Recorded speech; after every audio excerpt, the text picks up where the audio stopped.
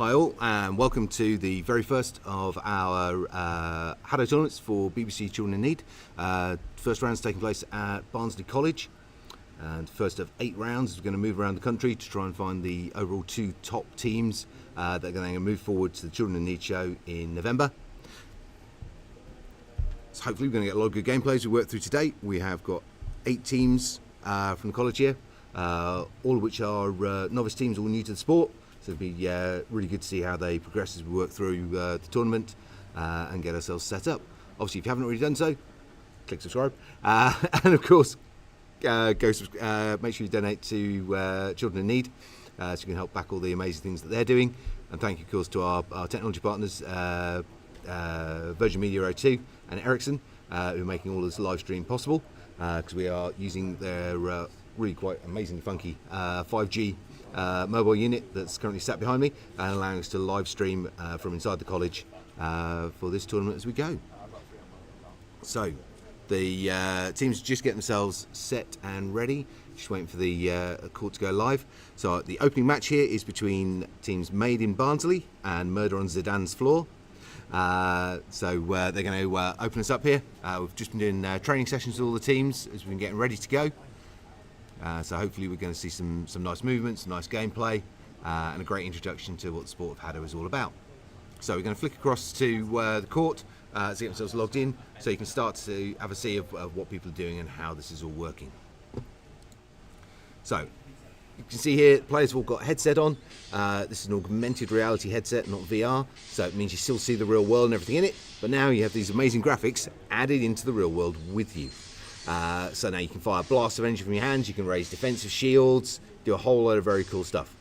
Now, in front of each player, you've got a moving target, which is a disc consisting of 4 segments. And that's the target the opposing team are trying to hit. Okay, so that's what you're after, not after the player. So within the sport, every player is the same size, because that target's the same size for everybody.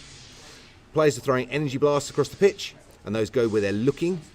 But that blast of energy only goes at the speed it's programmed to. So that means within the sport, everyone's the same strength. So it's an incredible sort of level playing field within a physical sport, thanks to the use of their technology. Now, players can also raise defensive shields. They can do 3 of those each during the course of a game, and that allows them to stop incoming fire for a short period of time. Not for a huge amount of time, but they can stop it for a short period. Now, the players, you see there, some of their they're just getting their markers and tracking sorted out at the moment. They're experimenting and discovering that no, you can't friendly fire your own team, as helpful as that is. And we're just waiting to get the players all logged in and set. Now, what you see as there you go, as the player tracking kicks in correctly. The players' positions are now mapped and marked as they're moving around the space. So throwing your hand forward activates an energy blast, and that goes where you're looking. And that target mark you're aiming at moves with the player's head. So what that means is basically the players both aim and evade using their heads. So we're looking for lots of big movements around the space as they play. So it's our blue team all ready, red team ready. I'm just going to double check on our positionings.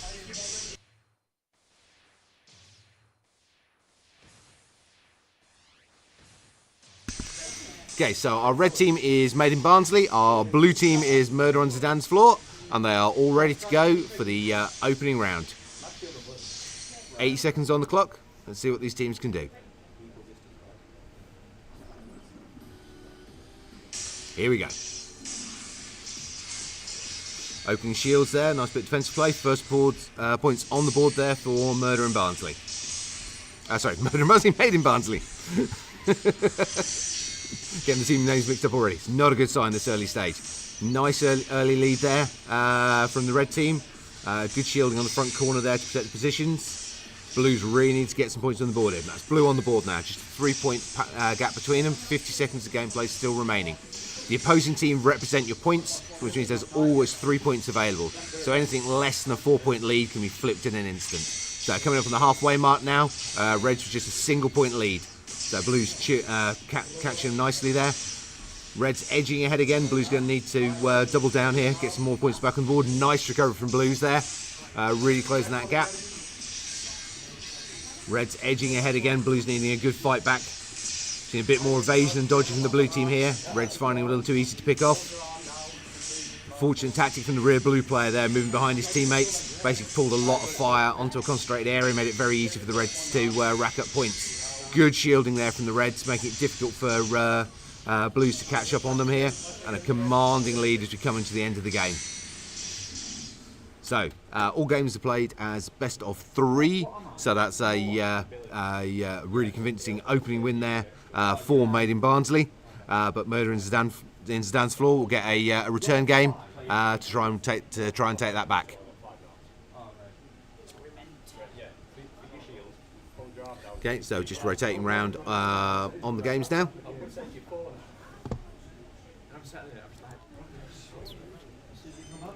Okay, so teams getting themselves prepped and ready now for the return match. I think Murder on Zidane's Floor is having a couple of substitutions, changing their team mix around a little bit for this second round. Made in Barnsley themselves prepped and ready again. Guess I'm going to go for a fairly similar set of tactics to last time. Worked really well for them after all. So what we're looking for really is a lot of movement. So again, these guys are novice teams, so we're not expecting amazing movement here. But obviously the more mobile you are, the harder you are to hit. So HADO becomes really, really physical, really fast-paced in the way it plays and operates, giving us a really nice feel to it all. Yes, lots of activity, lots of motion. You know, you want to be ducking, you want to be shifting left and right across the course, court moving up and down through it. And the more active, the more mobile you are, which is the harder you become to hit. So the bigger pressure you put on the other team. So let's shift ourselves back onto court side, because that's far more interesting to look at than I am. And here we go. So our Murder on Zidane's Floor has brought in subs. So let's see what this new mix of team players does for them. Get ready, and here we go. Game 2. So Murder and Barnsley take this one. They win the match. Murder and Zidane's Floor can take this. They'll pull it. It'll go to a third game. Again, nice opening play from Red there. 10 seconds in with a 3-point lead. It's not a bad place to be. Blues on the board, fighting back nicely. Good. They can't afford to let Reds keep opening up those leads. They allowed them again and again and again in that first game. They need to keep them in check all the way through, preferably put themselves into the lead. 30 seconds played, 50 remaining. Small lead for Red team. Blues have got to pull this back again. Single point lead now. 2 points again now. Red's moving ahead. Blues have got to pull this back. 30 seconds, just over 30 seconds left on the clock. Plenty of time to do it, but they've got to stop Reds edging ahead. Can't let them keep building these leads. It means they're constantly on the chase. Pull it back to level, and Reds edging again. Blues have got to get into the lead at some point here. 20 seconds on the clock now. Just 1 point difference in it. Reds edging to 2. Still at 2 points. 10 seconds remaining here. 3-point lead now for Reds. Much closer game than first round. Reds now accelerating again these last few seconds, really putting the pressure on. And that's a second win now for Made in Barnsley.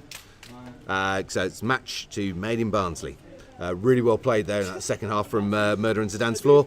Really nice play, much better movement. So we're just going to be swapping the teams round for our next game. The next two teams up are Good Aim and Chair Leg. It's a whole round of some really good team names we've worked through here. So Good Aim and Chair Leg coming up next, followed by Jacake versus RGL. Saba Simps versus Straw Hats. And that'll get us through our first round of matches here. So we have 8 teams in total competing, which are Made in Barnsley, Murder on Zidane's Floor, Good Aim, Chair Leg, Jacake, RGL, Saba Simps, Straw Hats. And they're going to be obviously working through against each other. They're currently split into 2 pools of 4 teams. So they're going to play all the teams within their pool So a total of 6 games, 6 matches for each of the 2 pools, and then the top teams from each pool will face off against each other for our final. So here we have Good Aim, I believe, on red, coming in against Chairleg on blue. Teams just coming in to get themselves prepped up and ready. So we've still got some of the last match player data rolling through there. So top KO count was red player 1. Really nice on there. Good accuracy all the way from reds. It said they worked really well. Blue player 4 certainly keeping up for their side. They're actually taking the highest accuracy rate on the game. And we've got a time map that shows you how the game progresses over time. So each dot on there is a knockout across where the player got knocked out. A dot with a circle, which there were a couple on there. Those represent one-shot kills. So one-shot knockout. So that's your idea. That one-shot knockout is where you hit the centre of the target and you wipe the whole thing with a single shot, taking the player straight out. Otherwise, you're only taking out the sections of the target that you hit, and you've got to get rid of all 4 sections to earn a point for your team and take the opposing player out of the game for 3 seconds, after which they come back in on full life. But yeah, looking at the messages coming in here, definitely, yeah, we need more movement. It's all about the movement. So, getting prepped up now for Good Aim versus Chairleg. So we see how these teams get prepped. Again, just getting themselves geared up. The equipment that they're wearing, for those who haven't seen this before, haven't played HADO before, the headset is a skeletonized headset. That means you've got you've got full open sides on it, so you've just got your normal peripheral vision out to the sides. It's also got cutouts all along the base, so you maintain your personal horizon to the ground, so you can really move with speed and confidence in the space. And inside the headset, you've got a stereo image, so one for each eye, so you maintain your forward depth perception. And that headset then adds in the augmented reality elements into the world with you, so you're seeing exactly what we're seeing on the screen here is exactly what the players are seeing. So you get the energy blast, you get the life markers, you get the shields, all added into reality with you, and everything obviously from your first player perspective.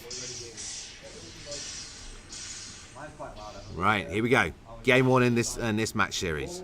Good Aim versus Chairleg. Here we go. Nice shields from both sides early on. Good play there. Nice evasion there. Blue player 4 got clipped, but it was some good dodging until they managed to track him down. Neck and neck here, 2 points apiece, 20 seconds played. Good central position, shield position again there from blue team.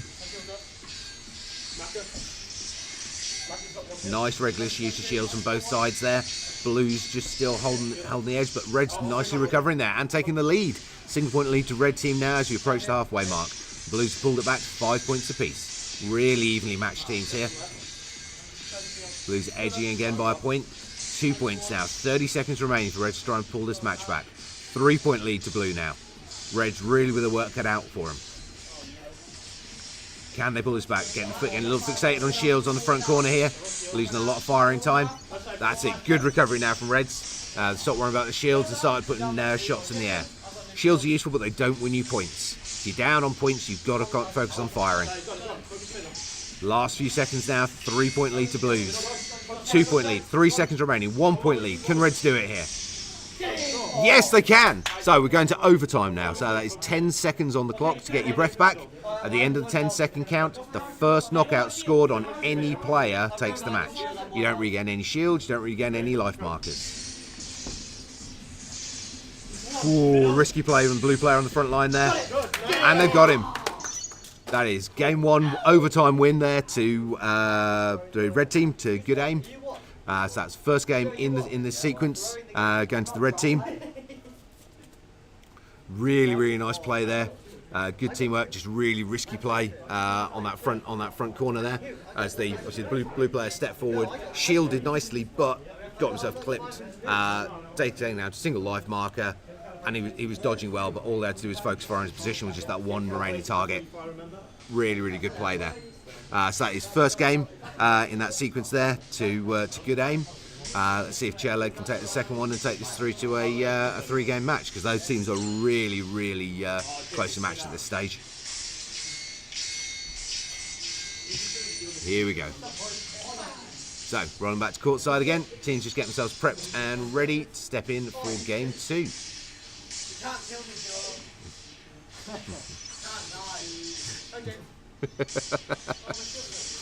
Nice bit of court banter going on.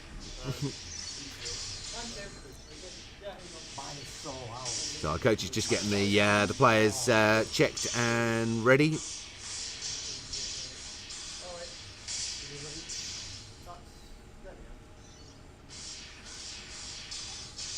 Okay, here we go.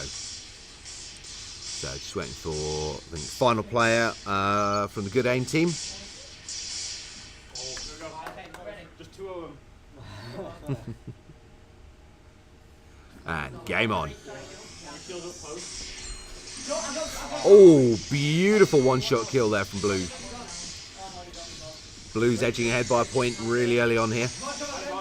And a 3-point lead. Full team takedown there. Fantastic work from the Blue team.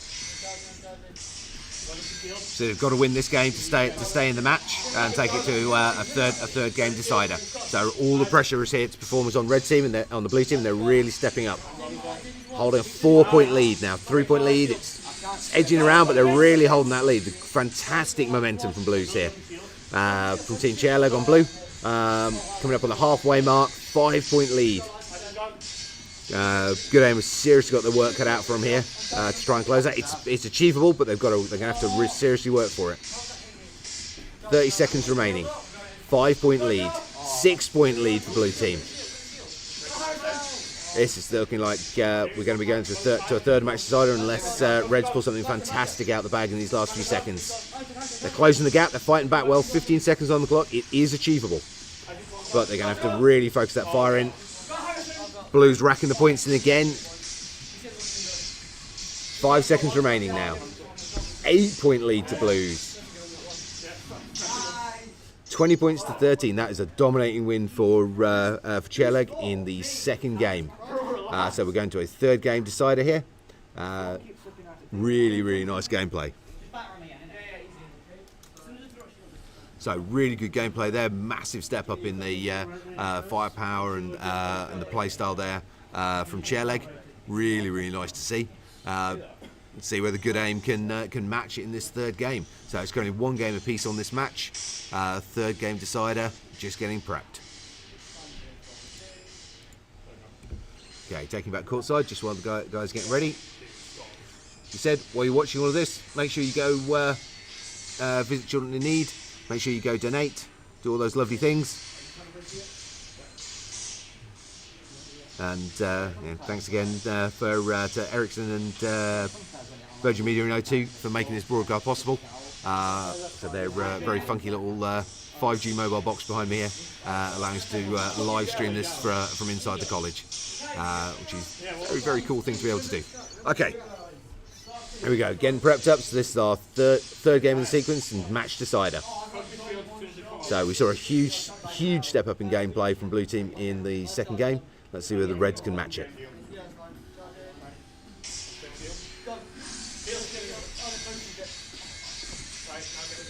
Nice evasion from both teams there. Blues at early points on the board though. 2-point lead here at 10 seconds played. Good shielding from Reds. Pulling that scoreline back. Got to keep Blues within catching distance all the way through. Preferably try and take the lead from them. Get some momentum going. That's it. Reds with a 1-point lead here. Can they start to build from this? 2-point lead now. Blues pulling it back. Really, really tight gameplay again, just like we saw in the first round on this matchup. Yep. Reds holding a 3-point lead at the 40-second mark. Blue team slowly starting to fight back here. 2 points in it. 30 seconds remaining. Reds now with a 3-point lead. 4-point lead. Blues have massively got to step up. Need to see that aggression performance we saw in the second game from them here. 20 seconds remaining. 1-point lead now. Good step up from blue team. Real good increase in their firepower intensity there. Pulled it back to even. 11-10. 10 seconds now. Just a 2-point lead to Reds. Can they do it? 5 seconds. 3 points lead to Red. It's looking like a Red team win. 13-11. 2 games to Red. That is a win on this match to Good Aim. 2 games to 1. Really, really fantastic gameplay there. Lovely matches from both teams. Really going to see forward to see how they progress through the tournament. and their future games as we go. Really nice gameplay, both sides. So, getting prepped now for Game 3. This is Jacake versus RGL. Setting up, so Jacake on the red and RGL on blue. So we're going to be seeing how we go, and then, so we've got, this is now Game 3 out of our pool stages. There's 12 games in total, 12 matches in total during the pool stages. So we're just about to let's get ourselves prepped and ready for Game 3 in the pool stage sequence. And yeah, looking at the comments coming through there. Yeah, I mean those matches there, between Good Aim and Chairleg, really setting the pace for how this is going to go. And these teams said these are novice teams. They're new to the sport, just like everyone is who's taking part in these the tournaments we're running for children in need. We're going to be, obviously, after this one in Barnsley, our next one is down in London at the O2. Then we're going to be at Queen Mary's College in Basingstoke. Then Belfast Met College. Then we are over to Wales, to Bangor University. Then we're going to Coventry at the actual main HADO tournament arena for the UK in Coventry. After that, we're going to be up with Hearts Football Club in Edinburgh, and then at the Newcastle United Foundation in Newcastle for the final of the 8 regional matches. So obviously, make sure while you're here, click subscribe. You get basically you can see those as those matches go live, and keep up with the progress of the teams as they go. As we work towards finding our final two, our top 2 teams in these 8 regional matches, we're going to go forward to the Children in Need broadcast in November. But yeah, really nice gameplay so far. It's going to be great to see how these teams progress. And what we see with all novice teams is that they jump in ability game on game, literally across the first dozen or so games. So we should see basically all teams improving game on game as they work through this tournament. So these matches are going to get faster, they're going to get closer. We're going to see more movement, more ability, more gameplay coming from all of these teams. If you want to get involved with what's going on in any way, please drop us a message. You can get us through any of the socials on UK HADO, or email us on info@ukhado.com if you're near where any of these matches are happening and you want to be involved. But let's get back to some action and gameplay. Here we go. So, Jacake on red, RGL on blue. Good opening salvo for both teams. Points on the board for both sides. Got it. Nice accuracy there from red, racking up some early points. Blue seriously need to get their footwork sorted out and start to move around this space. A lot of force and energy being put in there from the blue player on the far left of the screen. Obviously, it doesn't make any difference. This is HADO. It doesn't matter how much force you put into it. The shot's not going to go any quicker. But putting force into it actually twists the core of your body, and because the shot goes where you look, that'll take your shot off target. So the more relaxed you are, the more accurate you can become. But really good recovery there from blue team, pulling this back now. Single point lead to blues with 30 seconds remaining on the clock. Red's pulling it back again. Nice even play both sides here. This one's going to go, looks like it's going to go right down to the wire. 20 seconds on the clock and 8 points apiece. Red's edging ahead by a single point now. 15 seconds, remember, 2 points lead. Can blue pull this back? 1 point, still 1 point in it though. 10 seconds on the clock now. It's back to evens again. This looks like to be a very tight sequence of matches again. Really well matched teams. 11 points apiece, and we're going to overtime. So 10 seconds to get your breath back, and then it is first knockout any player to take this game. So teams rapidly discussing who they're going to be targeting. And Reds take it. 12 points to 11. Victory in overtime. Awesome play there from the red team. Really well played. So that is game 1 in this sequence. So going to game 2. Obviously, if Blues can take, if RGL can take the second game in the sequence, then they'll be able to take this through to a third game decider. But nice play there. Really good finish in overtime there by Jacake. Quickly getting some support there from their teammates. Getting themselves prepped and ready to move into game 2 in this sequence. Yeah, it's really, I agree with the comment there from Mr. TG. Yeah, overtime's always good, and it just shows just how balanced these teams are. That's what you want. You want evenly matched teams because you get far more enjoyable games watching them play. So getting prepped up. Can Shakake take the second game and the match, or are RGL going to fight back and take it to a third game decider? So I said RGL's core weakness in that first game was definitely not quite enough movement. Let's see whether they've gained a bit of confidence and are able to move around the space a little more effectively. Here we go, game on. Good opening shield salvo from RGL there. Now can they make any use of it? Even so, good shields there from Shakake.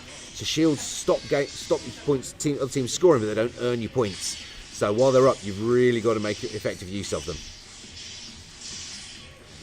Single point lead here for Blues. Yeah.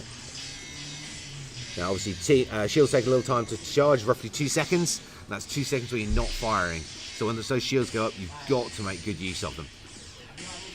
2 points lead here for blue team as we approach the halfway mark. Remember, Blues have got to win this game to take it to a third game decider for the match. 3 point lead, 2 point lead again. It's bouncing around here. 30 seconds remaining. Blues are definitely up that movement. Doesn't have to up a lot, just a little bit, just to make yourself difficult to hit. And Shakake's accuracy is not holding as well this time around. So 5 point lead here for blue team. 6 point lead. 10 seconds remaining. It's like watching two different teams play. Just that little bit of extra movement from the blue side, and that's all it's taken to flip this game result round. So 7 points to 15. Win for RGL in game 2. So we're going to a game 3 decider here on this match. So yeah, Shakake just really need to look at getting to up and increasing the firepower there. Bit more movement. Said all it took was just that little bit of extra movement from RGL, just a little bit on that shift left and right to make themselves harder to hit, to flip that game result round. So just having a quick substitution there for Team Shakake. Let's see if what the sub can bring to the field here. So we need a bit more aggression in terms of the firepower, maybe coming up towards the centre line a bit more, really closing down distance, because that bit of extra movement there from RGL was all it took to really sort of flip that whole result around. If we can get Shakake to either step up a bit more firepower, maybe closing distance coming up towards the centre line to nullify that extra movement we're now seeing from RGL, and they could very well take this third game. Without that though, now RGL have started getting a bit of confidence, got a bit of movement. We'd like to see even more movement from this time round. So Shakake are really going to have to step the game up if they want to take game 3.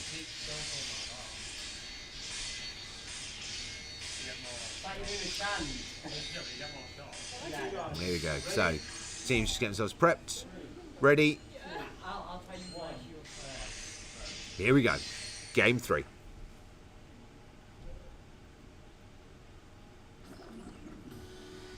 Let's see what they got. Early shields again from Blues and first points on the boards. Good shielding there from Reds. Stopped that. A definite KO coming in on the right flank there. 2 point lead to blue team though. Reds have really got to step this up. They cannot let Blues start to move away from them at all here. So Blues start to move again. Picked up the movement even more from last game. Reds have got to hugely increase their firepower, or as I said, they've got to start moving up towards the centre line, reducing distance, and negating that extra movement we're seeing from the Blues here. So it doesn't take much of a shift in movement around the pitch to start making yourselves much harder to hit, and therefore gaining a lot of control on the game. 30 seconds remaining now, just 2 point lead to blue team. 1 point lead, 2 point lead again. Reds can do this, but they've got to up that firepower. Up the firepower and preferably move up towards the centre line. If you're down on points, it doesn't matter. You might take the risks, close the distance, see if you can cut down the options for the opposing team. 10 seconds here. 4 point lead. 3 point lead. 3 seconds. It was a valiant fight there from Shakake, but RGL take game 3 and therefore 2 out of 3 in this match sequence, making it a match win to RGL. Nice play from both sides there. Good accuracy, good movement. But as I said, we're seeing this improvement game on game from the teams. They start to get their heads into how to play properly here. And again, the step up in movement in game 2 we saw from RGL, and then a further step up in movement that we saw from him in game 3. Now, movement-wise here, you can see those game stats. Players going range from 13 to 34 metres movement. As we see that as that goes through game on game, what we're going to see is those movement levels really start to pick up more. So if we're looking at the UK's like Premiership players or Championship players in HADO, there you're seeing matches like 70, 80, even 100 metres. I think most have seen the match somewhere around 120, 130 metre movement mark. So you start to see a huge amount of more mobility as players shifting. You start to see everything from flips, spins, knee slides. Go check out some of the tournament videos that are on the channel, and you see what I mean there from the UK Premiership. Some amazing gameplay and movement in the way that those top teams operate. But obviously they've had a lot more training, a lot more experience than the guys who are taking part in the HADO tournament for BBC Children in Need. That's the whole point. This is a novices tournament, but it's great to see that progression as they're going game on game, as the teams are gaining more experience, more understanding, more motion. We're starting to see that dodging innovation coming through, so you really get to see that evolution of their ability as players as we go through the sequence of this tournament. So moving in now, this is our final set of our final match in the first round. So this is Kasaba Simps versus Straw Hats. So the only two teams we've not seen so far play in this tournament. So Kasaba Simps on red and Straw Hats on blue. So get new teams, new play styles. Let's see what these folks have got. So getting prepped up now. As I said, teams just getting themselves registered and logged into play.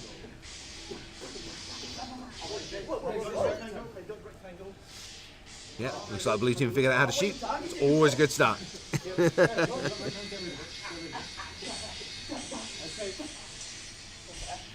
There you go. Coach just checking that all the players are logged in. And we are ready to go. Here we go. Match 4, game 1. Kasaba Simps on red versus Straw Hats on blue.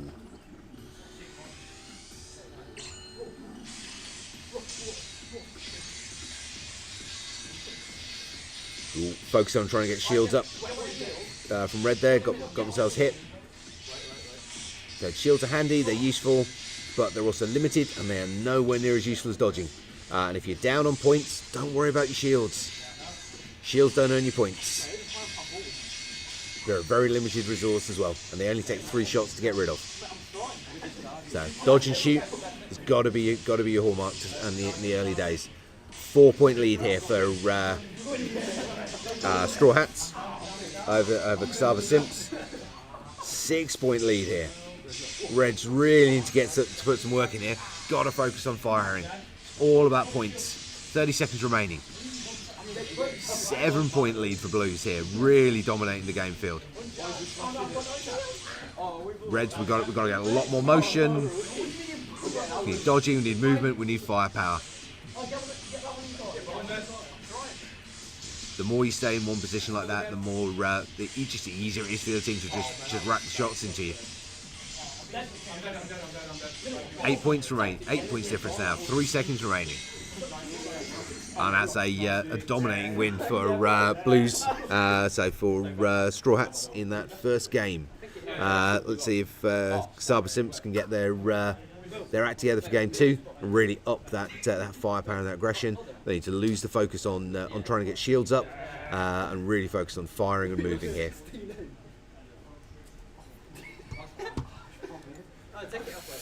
So team chat happening behind me there with Kasaba Simps. So they really need to think about it's movement, it's firepower. Shift around the space, duck, dodge.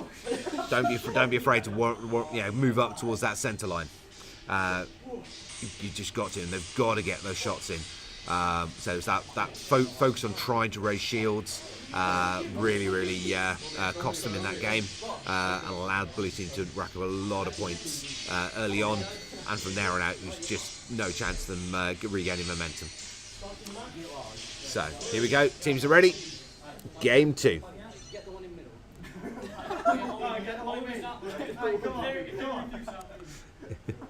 Here we go. Nice bit of team banter going. Let's get the game on. Good, really well timed shields for Straw Hats. Good advancement up towards the centre line. Again, that closer you come in towards the middle, the less dodging time the other team's got. If you've got the confidence to shift up in there, if you think you can evade the fire as you do so, then that's an absolute win. Yep. Reds again, getting focused on wasting too much time on trying to focus to get the shields up. And to be fair, it looks like they only want to put shields up so they don't have to dodge. But they need movement, they need dodging, they need firepower. 8-point lead here coming out as we approach the halfway mark. No, still 8 points. Pulling it back again. 8 points to the halfway mark. Reds really got to focus on moving here. Straw Hats have seriously got their eye in here. We've got some good movement, bit of dodging coming in from them. They've had nice shield positioning. They've been happy to come up towards the centre line. You can see why they've got the lead that they've got here. The red team, Kasaba Simps, got to move up. We've got to get more motion, left, right. They've got to be willing to shift up around the court, maybe even a little bit of ducking. But currently they're just too sedentary on the court at this point. And that is a commanding win there from Straw Hats, taking that in a straight two games to nothing in the fourth match. Yeah, and unsurprisingly, Straw Hats players taking all 5 of the MVP positions there. 41 metres movement there, really nice again, and 50% accuracy as well. We're saying though, looking at the accuracy, you got not just accuracy, but we're saying about the movement though. We're saying like 13, 18, 21 metres there from Kasaba Simps against 27, a range of 27 up to 41 there from Straw Hats. So that movement factor really being what's controlling that game there. Straw Hats were moving around the pitch really well. They were controlling the court. Lots of good firepower, good movement, good shield positioning. Kasaba Simps for their next games are just going to have to step up on that movement really. Got to start moving around the space, controlling it, dropping those shields further forward when they're using them, but also not getting caught up on the shields. So it's really easy. It's really easy when you're learning the game to get caught up on shields. I mean, the act of firing is literally you just throw with your hand. It goes. It's nice and easy. The shield needs a little bit more prep work to it. You have to relax your arm down by your side, so it's a vertical down position of the arm. Hold it there for 2 seconds, and you get an indication. You get basically the play. You've got a heads-up display on reality, and you get this green bar that fills across the bottom that shows you your shield's ready. Gets to 2 seconds, it's ready. Throw your arm up to the sky and that pulls the shield up in front of you and it stays where you put it. You can shoot through it so you can teammates and just stops incoming fire. However, once you got caught up in the game, you got a bit of adrenaline going, it's actually surprisingly difficult for your arm to go properly vertical downwards. You need to relax it to do that. Once the adrenaline's in there and the muscles start to bunch up, the arm pulls up slightly and you get like about a 45-degree angle on your arm, so the shield doesn't activate because you're not in the right position to activate the game control. Also, if you're hit and knocked out whilst charging that shield, that clock resets to 0 on that charge point for when you come back into play. So you mustn't. So standing still while you try and charge it is a nightmare because you get knocked out. You then lose the time while you're knocked out. You then try and recharge the shield again. You're not moving. You get knocked out again, and it just becomes a cycle. You just basically held out of play and feeding points to the other team. So staying mobile all the time is really key here. Not getting caught up on those shields. They're useful, but like I said, if you're down points, there's not a lot of problem. You're not gaining from it. So here we go. We're rolling into our second round of matches now. So all teams have now played their first matches. So we expect to see improved gameplay all around. So here we have RGL and Murder on the Dance Floor, both been performed well in their first rounds of matches. So let's see. Here we go. Here we go. Game on.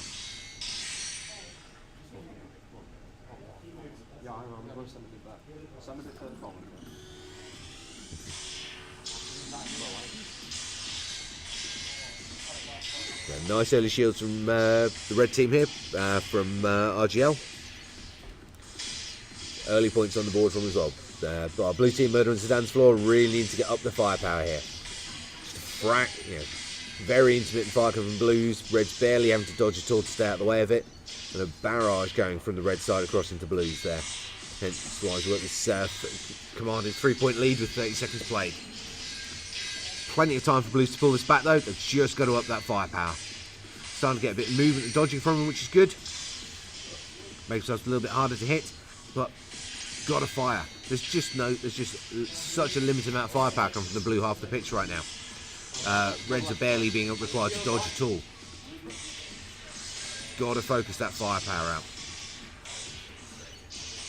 9-point lead here for Reds. Blues start to fire back. Ground position is good. It does make you hard to hit from the blue player there, but you've got to transition. Staying in any one position, staying high, staying low, without moving around doesn't benefit you. It's moving between those positions that makes you hard to hit. But good instinct though to actually try the low play. So 8-point lead there in game 1 for the red team RGL. Let's see if Murder and Zidane's Floor can pull this back in game 2. So the key one there was just needed to fire more. There was so much of that match there where the Reds were just not needing to dodge at all. There was no real pressure on them. Blues just need to up that firepower rate. Don't worry about the shields so much. Just get the firepower going. Because the shots aren't coming out. The other team just don't need to worry about dodging. Yeah, I mean, you get like 50 plus shots fired by all red players and between 30 to 50 for the blue players. And that's a big difference there. It's like a good 30 shot difference there between the two teams in terms of the amount of firepower they put in the air. And obviously because of that, huge difference in the amount you've got to dodge. You know, if there's 30 less shots coming at you, you can stand still. And if you can stand still, you can aim more effectively, you can points more rapidly. So that was a real telling difference between the two teams there. And again, levels of movement. I mean, blue team were moving, which was good. That's what we want to see. But because the red team weren't being put under pressure, they were actually able to move a lot less and still win the match because there was just so much less firepower coming in on them. So we've got a swap round on blue team. Got some subs stepping in. So let's see what they can do about helping to up this firepower rate. So coaches just getting the teams prepped up and ready. And just keep mentioning throughout the stream here, make sure that you go visit Children in Need and send some money Pudsy's way. And of course, click on the subscribe button. Keep watching. Come watch all these live tournaments. See how we go as we bounce around the country. So, here we go. Game on.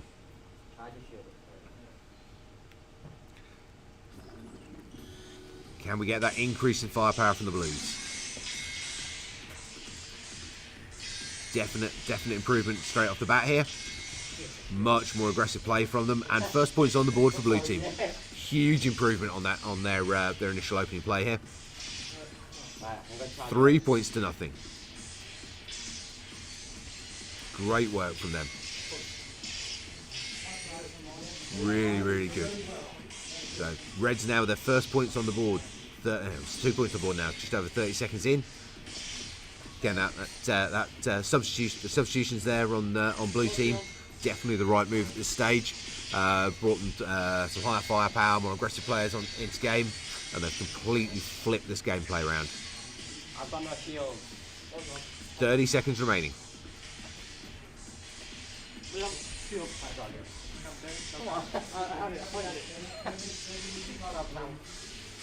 20 seconds. Dominating here by the blue team.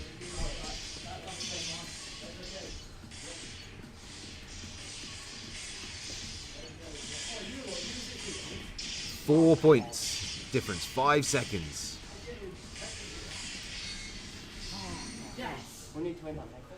Yeah, fantastic gameplay there. Real switch up. 12-7 win there for the blue team. So that is Murder on Zidane's Floor taking game 2. So it's one game apiece. So I said that didn't take much. Again, the small, what we're seeing is each game we're seeing these step ups from the team. So better firepower, better accuracy, better shield positioning, better movement, and we're setting that jump in skill game on game from the teams is really great to see. Tighter games, better firepower as we go through. Obviously, as we move through, obviously it's only round 2 of matches. We move around to round 3. All the teams are going to step up again. Means we should be on for an amazing final by the time we reach that stage. Okay, so this is now game 3 in our sequence. RGL versus Murder on Zidane's floor. Let's get ready. So you can take down game 3. Okay, no further substitutions by Murder on Zidane's floor, which seems very sensible. Their current combination of players seems to be working really well for them. Here we go, game 3.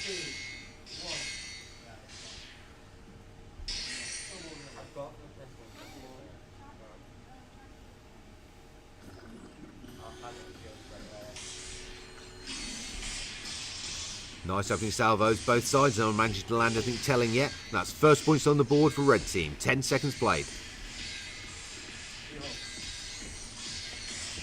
Lots of nice active movement from both teams now. Seeing a big increase in maneuverability, dodging. Confidence start coming up towards the centre line as well. Getting a real nice step up in ability from the last 2 games in this sequence. 2-point lead though for Blues here because we approach the halfway mark. Red's pulling it straight back and now taking the lead. So it's approached just past the halfway point. Single point lead for Reds. This one looks like it's going right down to the wire. So one game apiece in this match. This is our decider. 5 points apiece. Really, really tight. Improvement and step up from both teams here. Really visible. Great firepower coming from both teams. Good movement, good evasion. Confidence in moving up towards the centre line really starting to come through here as well. 10 seconds remaining. Currently 2-point lead for Blues. Single point lead now. 5 seconds. Reds have pulled it back. We are 8 points apiece. 3 seconds on the clock. Oh, fantastic finish there from Blues. Racking in 2 points just in the last couple of seconds of the game. Taking that 10 points to 8. And therefore 2 games to 1 in this match. Really, really good play there. So that is a match win for Murder on Zidane's floor. And we're now going to be moving forward to game 6. So approaching a halfway point in the pool stages. And this is Straw Hats versus Chair Leg. But yeah, really, really good. You can see the game stats there. Huge increase in firepower from both sides. Movement rates from both sides. It's fantastic to watch those stats jumping game on game as these teams are all becoming more confident, more capable in the space. Did they lose that first one as well? No, we won our first one. So new teams just getting themselves prepped and ready to come in. So this is Straw Hats on the red versus Chair Leg on blue. So let's see where we go.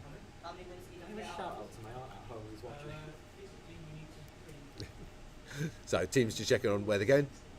Yep. So for teams to win, so it's only the top team in each pool that goes through to the final. So ideally, you're going to play. Each team's going to play 3 games. You want 3 match wins. 3 match wins will guarantee you the pool win.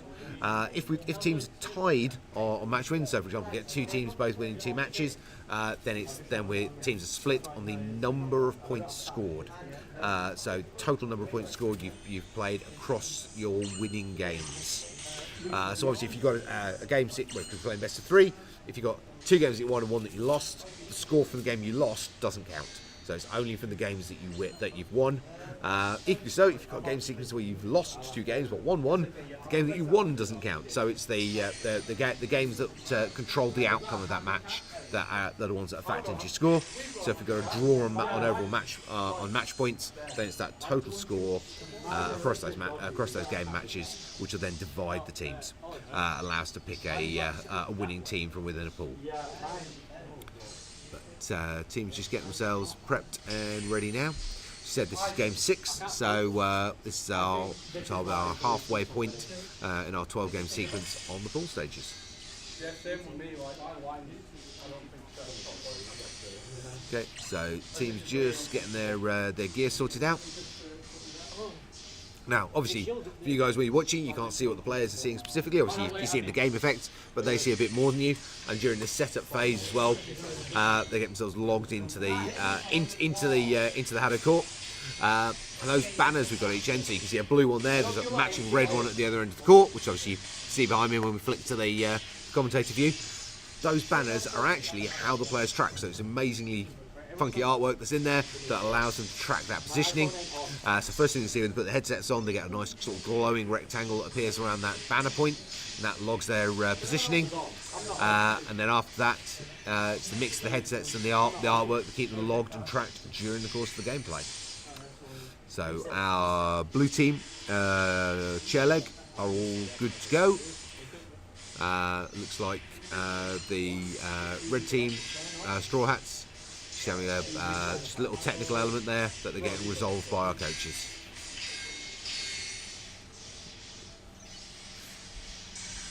Okay, so we are all good to go. Here we go, match 6. This is straw hats on red and chair leg on blue. Nice early central shields from both teams.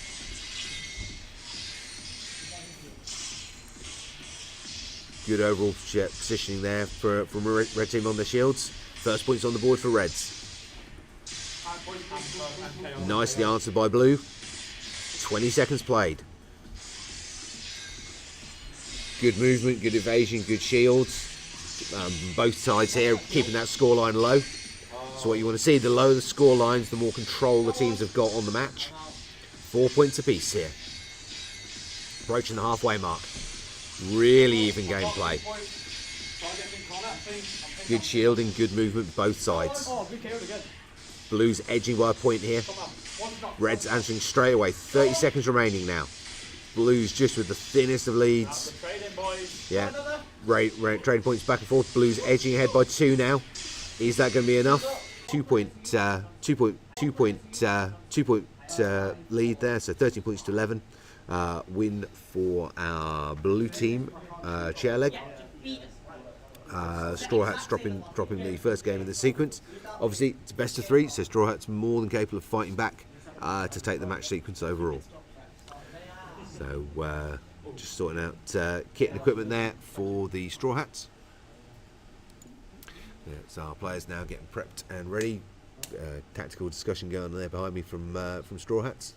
Let's look at what they managed to pull out on this one. So really close play on that first game. These teams are really obviously very closely matched. Straw Hats needing now though to win 2 straight games though to take this match. And Chair Leg only needing 1. So teams getting prepped and ready. Here we go. So teams just getting themselves registered into the gameplay. There we go.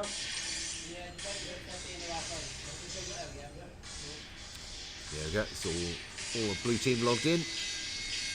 Oh, I just got fritted by Ivy. Red's getting ready. Here we go. So, fantastic first game in the sequence. Let's see what game 2 has got to offer us. Here we go. Game on. Ready?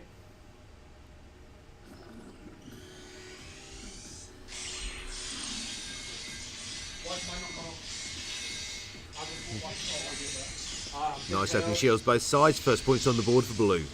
Nice immediate answer there from red though. And edging out by a point. Again, taking each other point for point here. No one's really able to open up any gap at this point. 2 point lead now for reds. Blues starting to pull it back straight away and back to evens again. 30 seconds played. 5 points apiece on the board here. Good central shield wall positioning there from the blue team. Really holding back the attack from the red team. 7 points apiece now as we pass the halfway mark. Again, these teams are really evenly matched. 30 seconds remaining. Great shield positioning, good movement, good dodging there comes from both teams. Blues just edging by a point now, 20 seconds on the clock.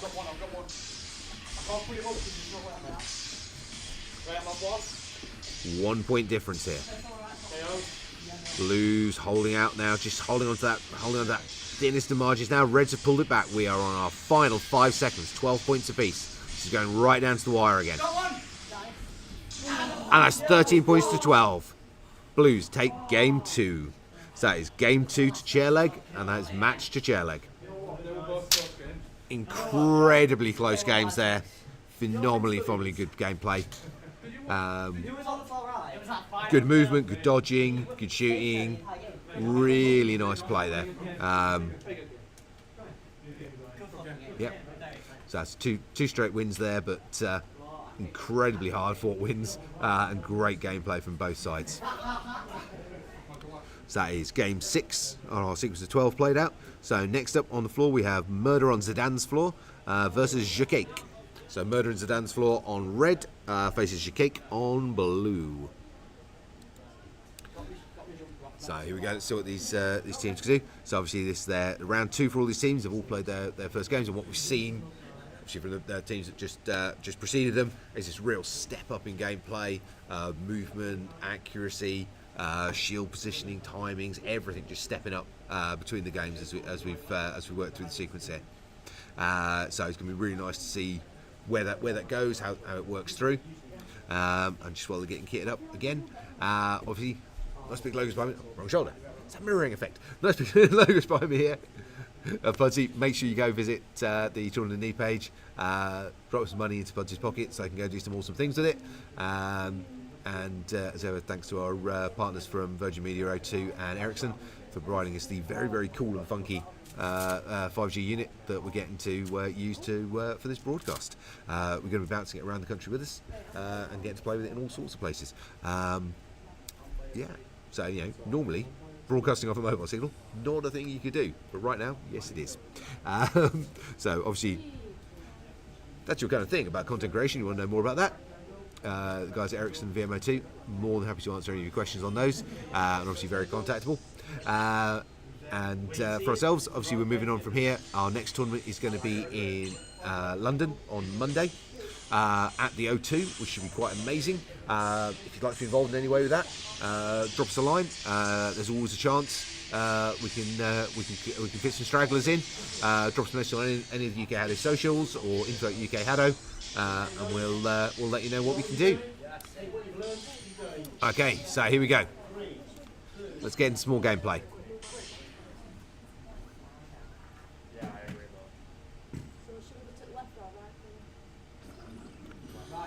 Game on.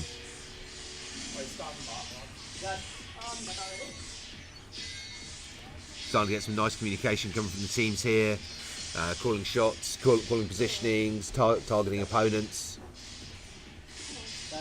Some thought going into where the shots are going, why they're going there, who they're going after. Go right. Single point lead here for the red team. 2 points now, just edging ahead. Blues doing some good shield protection work though to limit Red's capacity to move ahead here. Just holding to just a 2 point lead as we approach the halfway mark. Pulling it back up again. So neck and neck because we've passed the halfway mark. Really accurate shots there from our blue team. Jacake and Murder on Zidane's floor here to start to get a lot more aggressive and move up towards the centre line in order to try and get those shots in. Just a single point separating teams here. 2 points now, 20 seconds remaining. Still just that 2 point lead, 15 seconds on the clock. Really too close to call at this stage. 10 seconds. 4 point lead now for Reds. That could well be enough at this stage. 5 seconds remaining. Yep, really good finishing stretch there. Blues managed to land a single point at the end there, but that sort of burst between sort of like the 15-second, 5-second mark from Reds really just pushing the match out of the blue team's reach in that first game. But obviously that's only game 1 of our sequence. So moving forward, moving now into game 2. Again, get a bit more movement, bit more fire coming out from the blue side there. This could easily flip, as we've seen happen in multiple of these games so far. So teams getting prepped and ready. Got a substitution going in now for Murder on Zidane's floor. Yeah, really good play from these teams again. So far, every time teams have substituted players, we've seen a step up in their gameplay. Murder and Zanzibar obviously took that first game really well anyway, so it'll be interesting to see if we get that same step up in sort of aggression and gameplay from the team after the substitutions have come through. Blue team said just good gameplay with some good shielding, good positions, but they've got to step it up more now. This is round 2.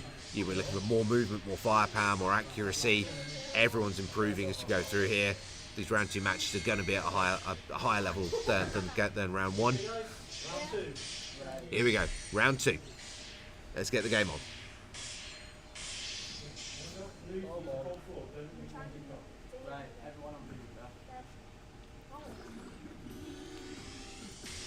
Game on. All right. Good central shield there from Blues, and early points on the board from Blue team as well. Nicely played. Blues holding a single point lead here. A little bit more movement from Blues, which is good. Good accurate play though. 3-point lead here from Blue team. Really upping their firepower, which is what we wanted to see. Red's dropping some shields in to try and break up that firepower. Great central shield there from Blues. Stop the whole raft of firepower coming in at once there. Fantastic lead here from Blues. 7-point lead at the 40-second mark. Reds have got to seriously step up their game here. 30 seconds remaining. 6 points behind for Red team. 5 points now. Can they close this gap? 4 points now, back to 5 points in. 6 points, 20 seconds. Blues opening up that gap now. This is not looking good for Reds. And they're fighting back hard, but I think that's just way too big a gap for them to close at this point. 8-point lead. 5 seconds. 3, 2, 1. And that is a dominating win for the Blue team in the second half. Huge improvement from game 1 there. So that's one game apiece. So it's going to a third game decider on the match. So that is that's 16 points to 9 there. Really strong win there from Blue team. So again, wasn't massive up from game 1, but more firepower, more movement, better play, some great timing on the shields as well that came through there that really helped flip that game result for them. So, Murder and Zan's floor behind me there, just having a quick tactical session for subs. So we've got getting themselves prepped and ready. So again, nice quick turnaround here on the game. So this is our game 3. This is our deciding game between these two teams for this match. And this is game 7 in our sequence of 12 on the pool stages. So we've got one more after this, Chairleg versus Kasaba Simps for round 2, and then we're moving into round 3, which is our final sequence of games to complete the pool stages and decide our 2 top teams who will be going forward to the final. So, teams just get themselves prepped and ready as they're shifting through. A little bit of coaching going on from the sidelines from the HADO crew coaches, giving some good advice about how to move, how to play, how to shift around the space.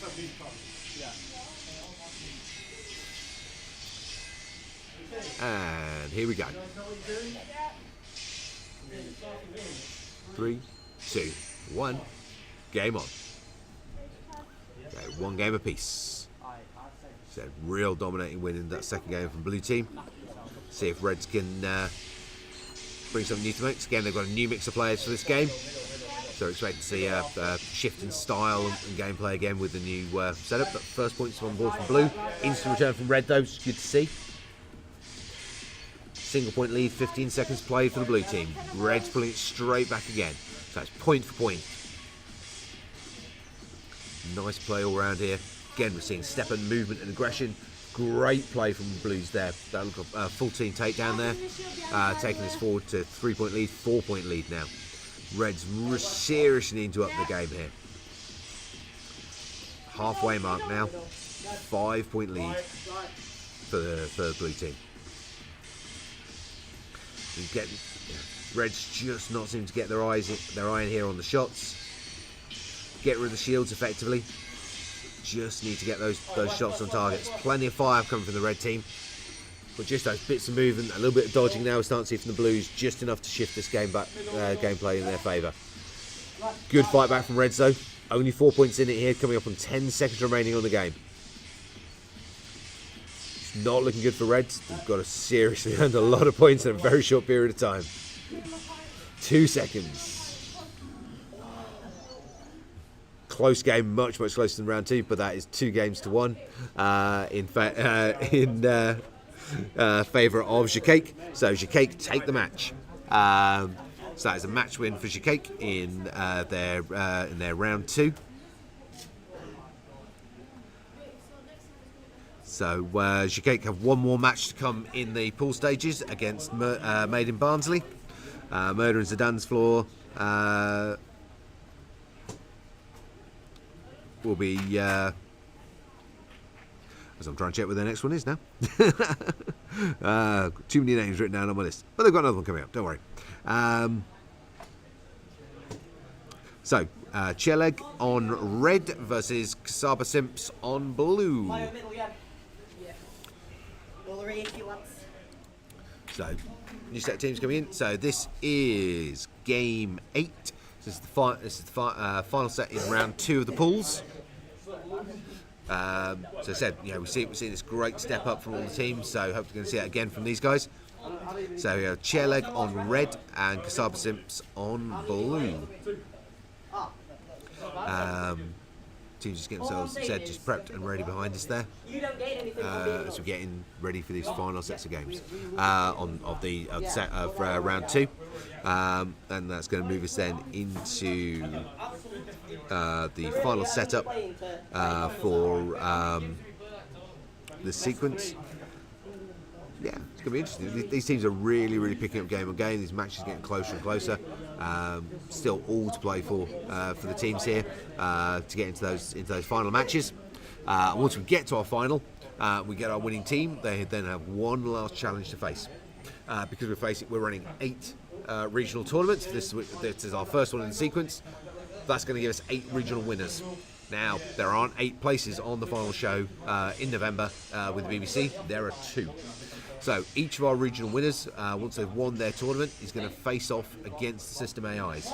Because HADO being a digital sport, it allows us to put in digital players. So for training, practice, things like that, we can create teams you play against that are right up to push you, help you improving. It also means, because those AIs are a standard difficulty level, it means each of our 8 winning teams is going to play against an AI team. And depending on how they do against those AI teams, it's going to allow us to rank all 8 of our regional teams, basically 1 through 8, and our top 2 teams from those regional winners are the ones that will go through to the main show. And for me, let's get some HADO gameplay on.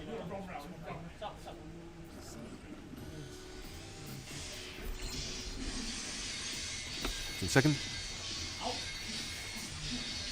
Okay. Alright, so let's move ahead. So 1 point lead currently for the red side. 20 seconds played, pulling back to even. Nice play both sides here. 30 seconds down, 3 points apiece. 2 point lead for red. Nice jump ahead there. 40 seconds coming up on the halfway mark now. 4 point lead now for reds. Really starting to push that lead forwards.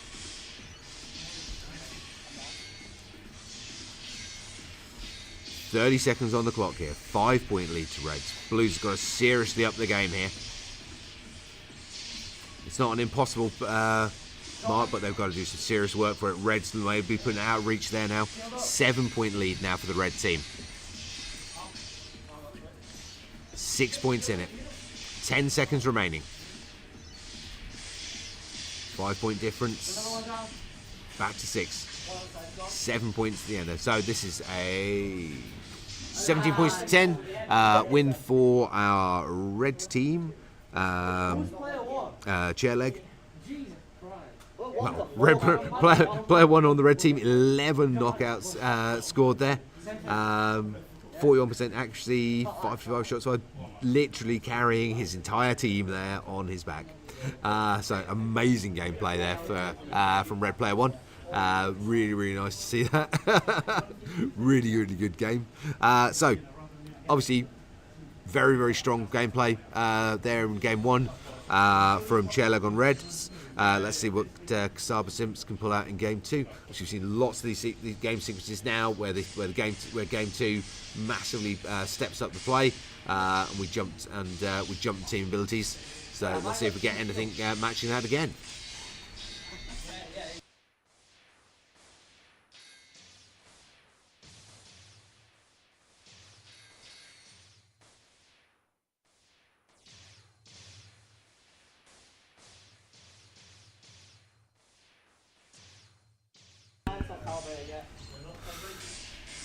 Okay, so just getting the teams prepped ready, getting the calibration checked.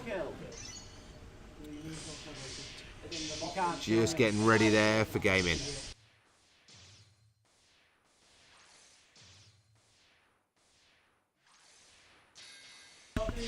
Here we go, and getting ready for this is game two in this sequence. Let's see if Chairleg can maintain that performance from round one, or if Kasaba Simps are going to be able to push this forwards and take game two. 1 point apiece, 10 seconds played. Nice shield work, good bit more, plenty more movement there from both teams. Good bit of side to side, shifting those targets around the gameplay area. 2 points at edge ahead now from Reds. 3 points ahead. Blues really need to pick up the points here. Get rid of that central shield as quick as they can. Don't let the Reds hide behind it. Only 2 points in it now. 1 point in it as we approach the halfway mark. And it's jump points. Scores jumping around there. 2 point lead now as we pass the halfway mark for the red team. Good movement on the front line there, but Blues have pulled it back. 7 points apiece. Great work. 30 seconds remaining. 8 points now each. This one looks like it may well be going down to the wire. So huge step up here in game two from the blue team. Said we're seeing this regularly now, game on game. The teams are just jumping and stepping up in ability. 15 seconds, 4 point lead for Reds. It's been a brutal few seconds there as they've racked those points in. Great shielding from the red team. They're really denying the fight back from Blues. That's a fantastic finish from the red team there. Dominating win, 18 points to 10 in the second game. So that is second game and match to Chairleg. Really, really good gameplay. Kasaba Simps hugely picked up their game in that second round though. Massive improvement from them, but just not enough to match the firepower coming out there from the Chairleg team. A great finish from them.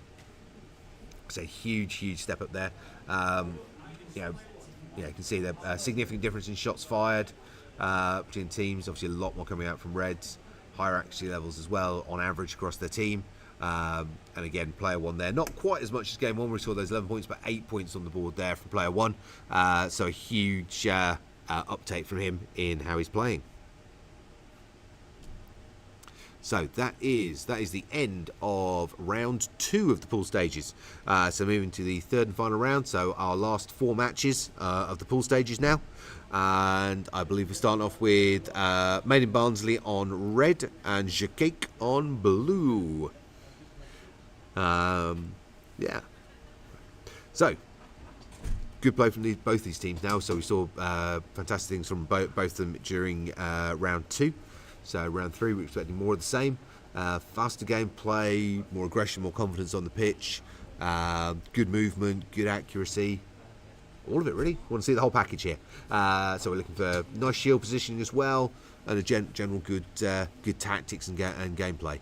And that communication we're now starting to see between some of the teams is going to start to become a deciding factor for them for how they move forward from here as we go into these final round of matches. At some point, I'm going to have to check what all the scores are because I've been too busy talking to keep track to see exactly where we are on all of this. Fortunately, our coaches are way more competent on that than I am, and they've been keeping track of scores. So I'll be going checking in with them very soon to see how we're going to go as we approach into through this final sequence. So obviously, most any team has won at this point is two matches.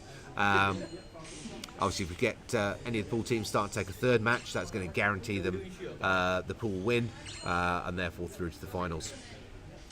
So we'll try and get an aim as we move through from here to make sure we know exactly where we're going on those results.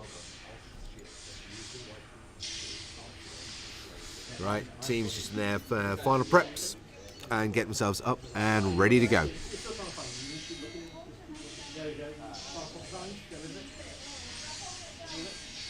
Okay, it's all players logged in.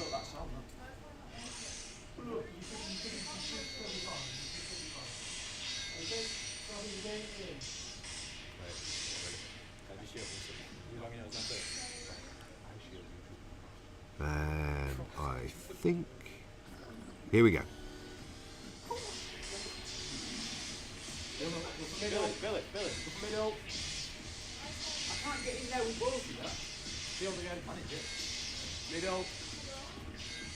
Okay, first point on the board for blue team. Points again. both sides. I'm out. 2 points apiece. Go for middle.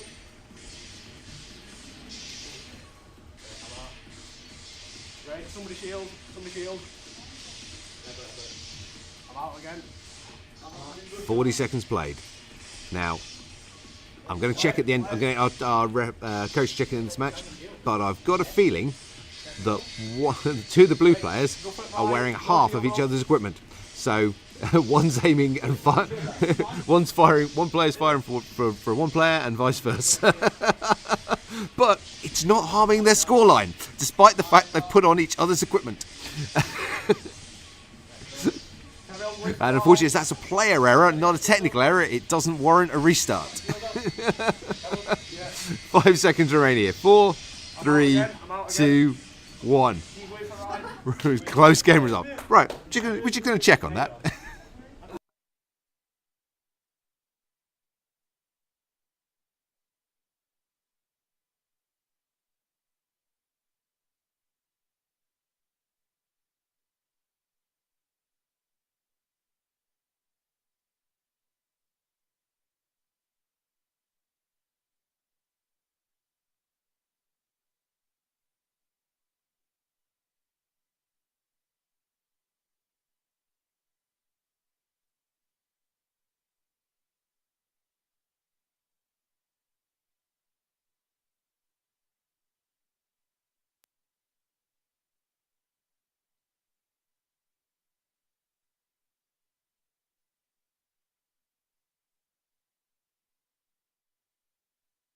Stop. So, and we're back. Right, teams just getting themselves prepped now for the second game.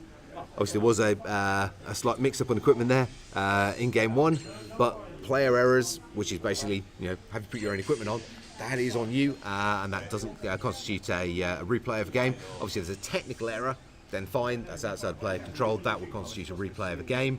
But anything that's down to the player, you don't put your equipment on, you drop something, you run into each other, etc. That's on you. But said, given that players were firing for each other, that was a really close game. So we'll see how we go now for the second game in this sequence.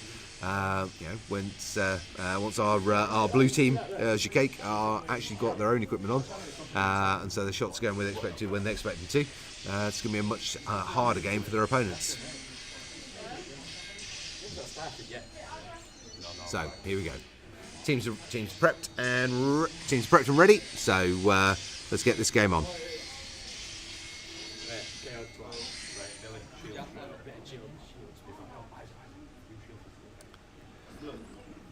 8 seconds on the clock. Game 2. Nice early shields there from Jacake. Good wall across the pitch. Solid block of defence though from Maiden Barnsley on the red side. Good movement, good dodging, good shields. So we've got this low score line at this 22nd point in the game. Single point on the board for the Blues. 1 point, 1 point difference now. 2-1 in favour of the blue team still. Real improvement in shield positioning, dodging and movement. Holding that score line down, making it hard for either side to land points. 3 points apiece here as we come up on the halfway mark. Great gameplay from both sides here. Right, go for right, 2 points. Just that little bit of bob side to side. It's all it takes to really to make yourself difficult to hit. The opponent's got to start learning to fire ahead of you, and so you run the shots rather than just firing for that stationary position. 1 point lead for the red team.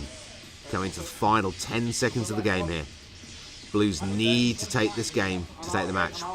1 point difference, 5 seconds. Still 1 point difference, 3 seconds, 2, 1. 1 second. Absolutely down to the wire finish there. That is a second game win in the match, and that's the final match sequence there. That's the final games for in this match sequence for both teams during the pool stages. So coming up next, we have Good Aim, I believe, versus Kasaba Simps. Yeah,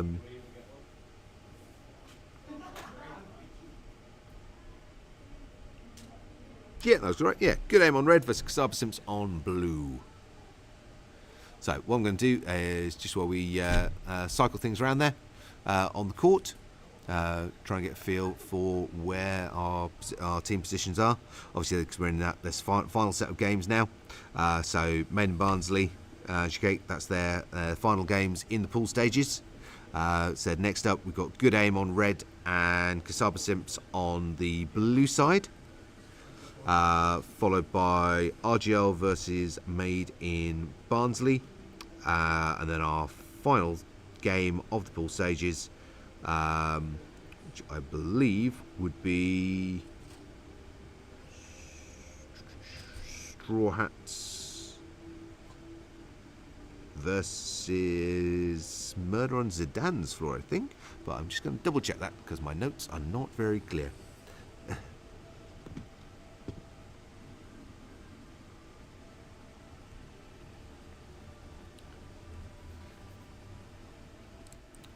And here we go. So, just waiting for our next two teams to step in, and we will be up and ready to go. So again, while we're waiting for them to get ready, make sure you go visit the Children in Need page, get some money Pudgy's way so they can go do awesome things with it. And thanks again to our partners, Virgin Media O2 and Ericsson, for providing the connectivity through their 5G system here that's letting us broadcast live from inside Barnsley College. And of course to Barnsley College for providing the space, the teams and everything else for working with us here. So this is our first one of 8 regional tournaments we're running. Our next one is on Monday at the O2 in London, which should be an amazing venue to be running the show from. We do have some capacity for people to be involved there, so if you'd like to be involved with the events down in London, and you can get to the O2 between 12 p.m. and 4 p.m. on Monday, drop us a line, drop us a message in the socials, drop us an email. We'll let you know what's available that you can still get involved with during the course of that. And then we're on to QMC in Basingstoke, so Queen Mary's College in Basingstoke on Tuesday. Then Friday next week we're out to Belfast Met for the tournament out there. So it should be quite amazing. Which should be our first ever HADO tournament in Northern Ireland. Then we're moving on from there to our first ever Welsh tournament on the Monday after.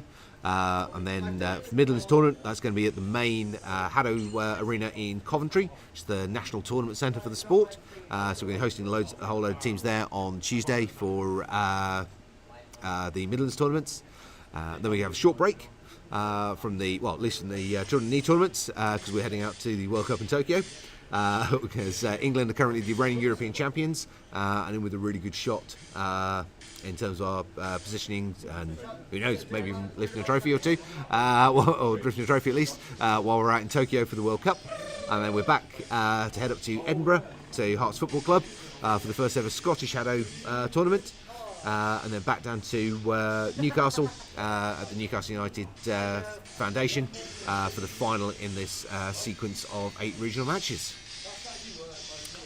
And here we go, we've got our teams just getting ready on court. Final bit of login, quick bit of team tactic talk. And we are here at 2, 1, and game on.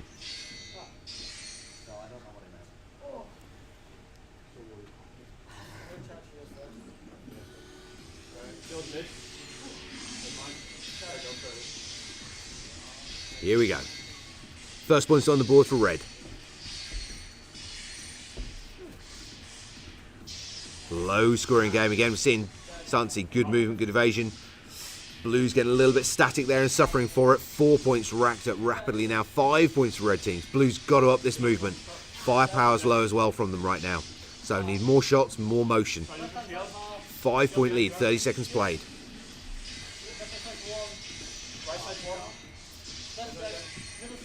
A little bit of a fight back from Blues, but just not enough movement. Just that we're getting that little bit of rock side to side, and yeah, that cut it during round 2. But this is round 3. Everyone's picked up their accuracy, their abilities as we've gone through these games. You're gonna have to pick up your movement in line with that. We need some dodging. We need some shifting off the back wall. They're just getting pinned there at the moment, allowing the red team to take them apart. I mean, it's good positioning on that shield. It's a good point to put it, but it's 10 seconds remaining. Everything should be about firepower for the blue team at this stage. Got to try and pull everything back they can. 2 and 1. That's a dominating win in game 1 there for the red team. Blues have just got to move more. They were so stacked in that positioning. And red player won there, 10 points on the board. Now, if you're wondering about who to shoot or who to fire the energy blasts at on the opposing team, if there is a clear strongest player, someone who is seriously racking up the points, they are your target. Yeah. So for this game, blue team need to be focused firing red player 1, because if that's the player that's going to get, so if red player 1 is who's racking up the points, red player 1 is the one you need to keep out of game. Yeah. Because if they're knocked out, they're out of game. They can't be earning points for their team. Yeah. So what we want to see therefore is basically that the blue team really focusing on red player 1. They need to get the shots on him. Got to keep him moving. Don't let him aim. Keep him knocked out of game as much as you possibly can. Keep him so focused on dodging that he hasn't got time to shoot at you. If they don't do that, then Reds are going to take them apart again in the second round, and Blues have got to up their movement. But let's see whether they realise that.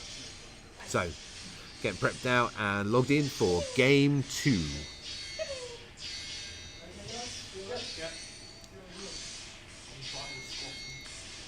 Go 3, 2, and 1. Here we go. HADO fight.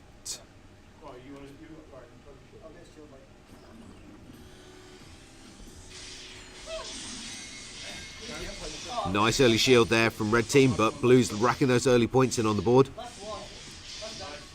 Little bit more movement from the Blues. Let's see if they can keep this going. It's 2 points apiece now. Blues edging by a point again. First 20 seconds played. Blues now with a 2 point lead, then straight back to 1 again. Reds pulling it back. 4 points apiece now. Blues have got to get that lead back. That early few seconds really went their way. Reds now starting to edge it back against them. Blues got to get the momentum going again. And it's movement. They're way too stationary again. First few seconds, there was a lot more motion. Bigger shifts left and right. And they've slowed the movement down again, and Reds are punishing him for it. 30 seconds on the clock now, 3 point difference. Perfectly catchable by Blues. They've got to up that firepower, and they've got to reduce those hits coming in against them. So just more movement, more shots. Just passing the 20-second mark now. 5 point difference. Good shielding there from the red team. Really locking out the point scoring opportunities there for Blues. 10 seconds on the clock. 7 point lead here. It's looking like we're going to have a very definitive win here from red team in the second game of the sequence. And that is 2 games to nil, and that's a match win for Reds. So that is two games there to nothing for good aim. So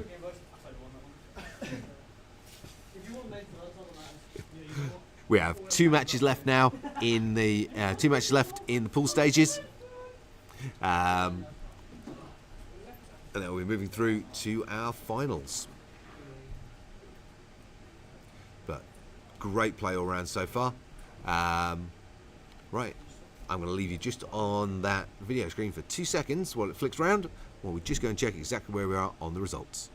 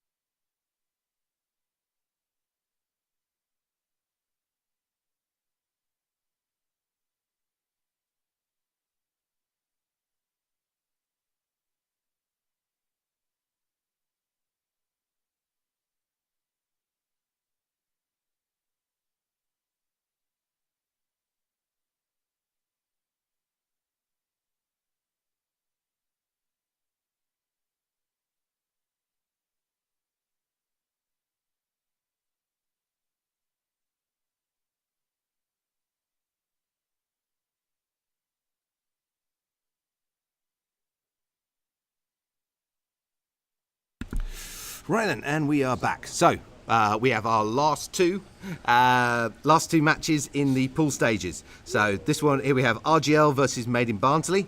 RGL on red, Made in Barnsley in blue. If Made in Barnsley win this match, they are automatically through to the finals. If RGL win this match, we have to do difficult maths to work out who goes through. So, and then in our final game sequence, Straw Hats versus Good Aim. Again, if Good Aim win that final match, they will be going through to the finals. Otherwise, if Straw Hats win it, again, we get to do difficult maths. So you can kind of guess where we'd like this to go, but it's going to go where it's going to go. So what it means is, though, that we don't yet have a definitive winner from either pool. It could still go. We've got a lot of different options for how these could play through, which is really nice because it means we've got some fantastic gameplay going on. Right, let's get this on. So this is RGL on red, Made in Barnsley in blue. Said Made in Barnsley, if they take this match, so win 2 games in this sequence, they are through to the finals. Can RGL deny them their guaranteed place in the final? 2 points, nothing for RGL. Looks like Made in Barnsley are going to have to seriously work if they want that spot in the final knockout match. 2 points lead to red here. 30 seconds remaining. Still 2 point lead. Blue's calling it back to a single point. Coming up towards the halfway mark.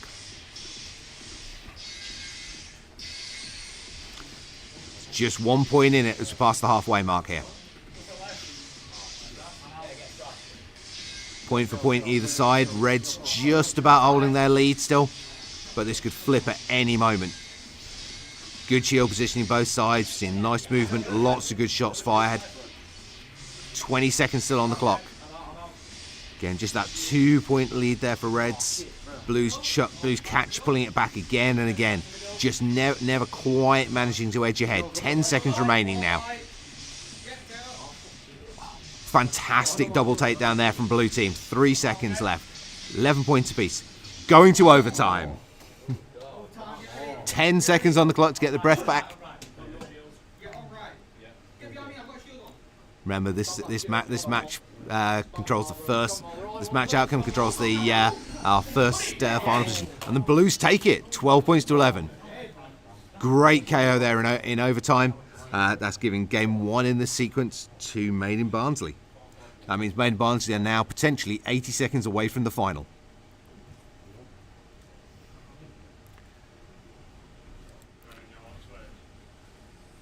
Right, so we're just checking to see whether we've got any substitutions for this final game.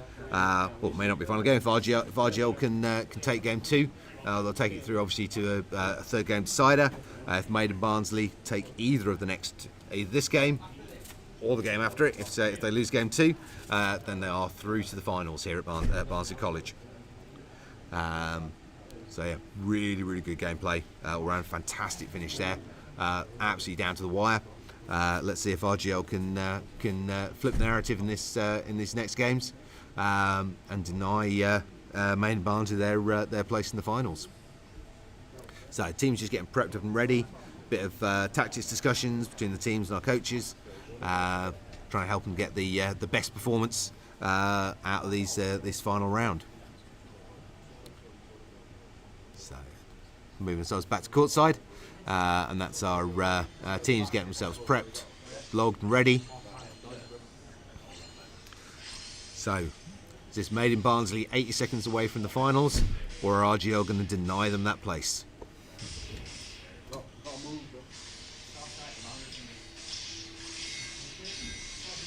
Here we go. Teams getting logged and ready.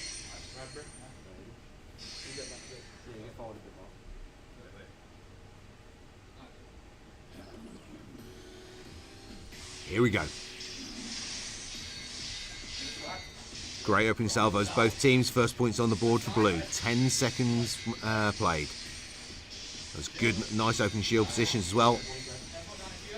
Good points point on the board there for Reds.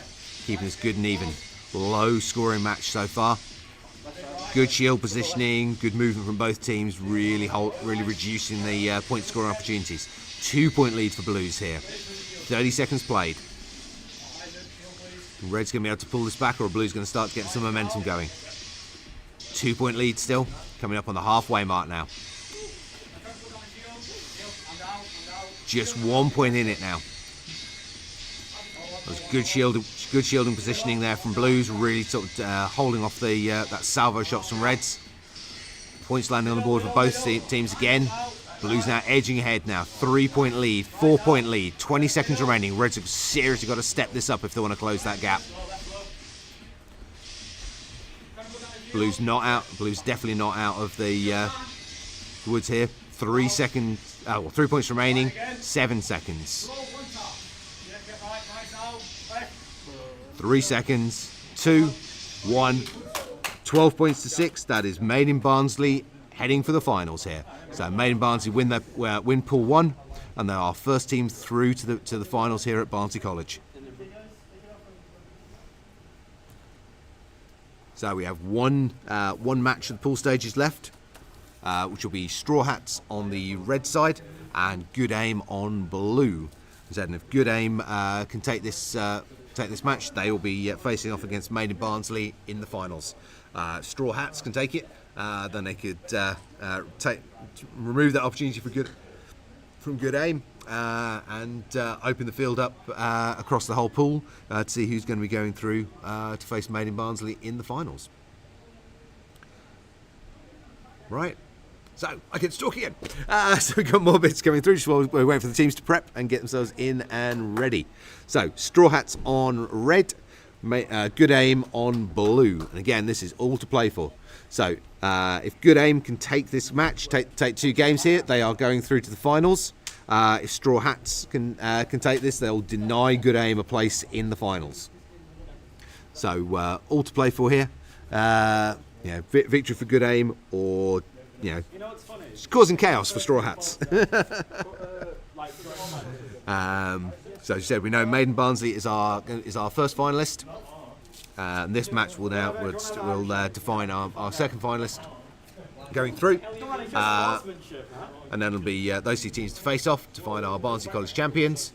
And then the top team, that winning team, will then face off against the HADO AIs to give us that nice sort of rating point for where they're going to sit and allow us to measure them against the other teams as we move around the UK. So the AI system goes from level 0, which just kind of moves around as a mobile target, all the way to level 9. And the AI's movement patterns, their play styles, their tactics are mapped onto real play. More accurate, more aggressive, more tactically sound.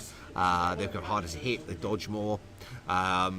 So all teams, when we do this challenge, are going to start off against the level 3, which is basically sort of competent early stage player, which is basically where obviously our teams are at the moment. And they're going to face those level 3 AIs. If they defeat the level 3 AIs, they're going to play the level 4s, and so on until they lose, because eventually you're going to lose against the AI. There's only so long you can win against the computer for. And obviously, depending on how high up the rankings the AIs they go, obviously that helps us to initially separate the 8 regional winning teams, and then where teams are facing off against the AIs at the same level, the score in those matches will then separate those teams to give us that overall national ranking between our 8 winning teams. So let's move us back courtside. Our coach is just getting last bit of prep and readiness done for our players. So this is the final match of the pool stages and the deciding match for which team goes through to the finals from Pool 2. So, red team win this, they cause chaos. Blue team win it, they are guaranteed straight through to the finals. 1 point apiece, 10 seconds played.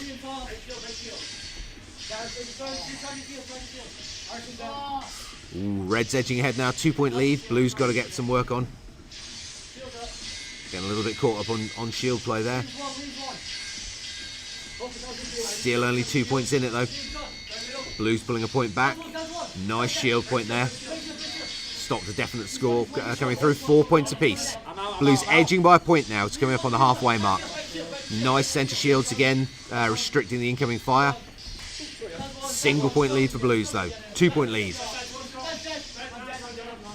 3 point lead now. 30 seconds remaining on the clock here. Red's starting to claw that lead back a little bit. But can they close that gap? Good evasion, good shielding coming out from Blues. Really restricting Red team's capacity to get those points on the board. Still 2 point lead. 13 seconds left. 10 seconds. Single point lead in it. Blues pulling back to a 2 point lead again. Red's fighting back every step of the way here. 3 seconds. 12 points apiece. And we're going to overtime.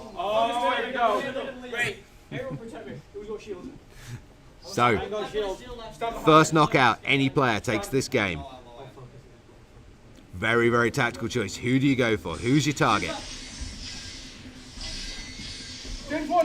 Good shields both sides, good evasion both sides. And that is blue centre player takes the hit. Reds take game 1 in this sequence. That's 13 points to 12. It's a game win to Straw Hats. Good aim have got to win the next. Good aim have got to win next 2 games to take their place in the final. Straw Hats have got 80 seconds to cause chaos and deny Good aim their position in the final match of the tournament.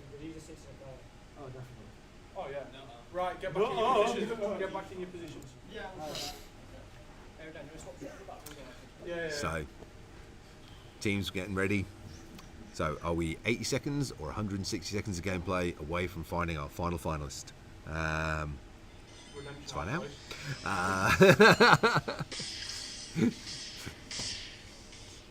So, yeah. Are Good aim going to move forward, get these next 2 games under the belt, and take the position, or are we seeing an underdog story from Straw Hats that's going to shift the whole positioning round for Group 2?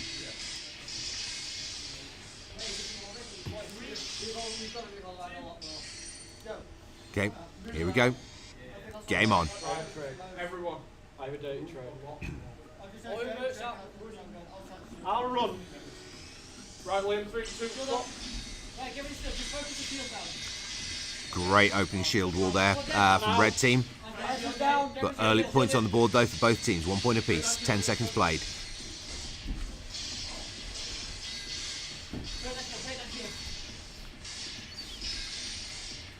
Nice dodging there from Reds. But 2 points apiece here. Good central shield barricade there from Blue team. Really restricting what the Reds can do. And Blue's now edging ahead by a point. Blues have got to take this game to stay in the running. 40 seconds remaining, 5 points apiece. She went right down to the wire in game 1. Looks like good chance it's going to do the same thing here. Reds edging by 2 points now. 30 seconds remaining. 3 point lead to Reds. 4 point lead to Reds. Blues absolutely on the back foot here. 20 seconds. 15 seconds. 3 point difference. 2 point difference. 10 seconds. Can they do it? Can Blues pull this match back? 5 seconds now. Reds take it 12 points to 7. So that is good aim's automatic position in the final denied. We're going to have to do some maths. The coach is currently on the scoreboard there, checking it out. Okay, so we have that's multiple teams therefore with 2 game wins in Pool 2. So the separation factor is total points scored in their successful games. So let's see where we go to. Straw Hats causing chaos there with a great underdog comeback. That's our coach is prepping through. So obviously we know that Maiden Barnsley are definitely going to be stepping in onto the pitch for the final game. We've just got to working through the scoreline there for the teams in Pool 2 to see who takes the second position with them in the finals here at Barnsley College.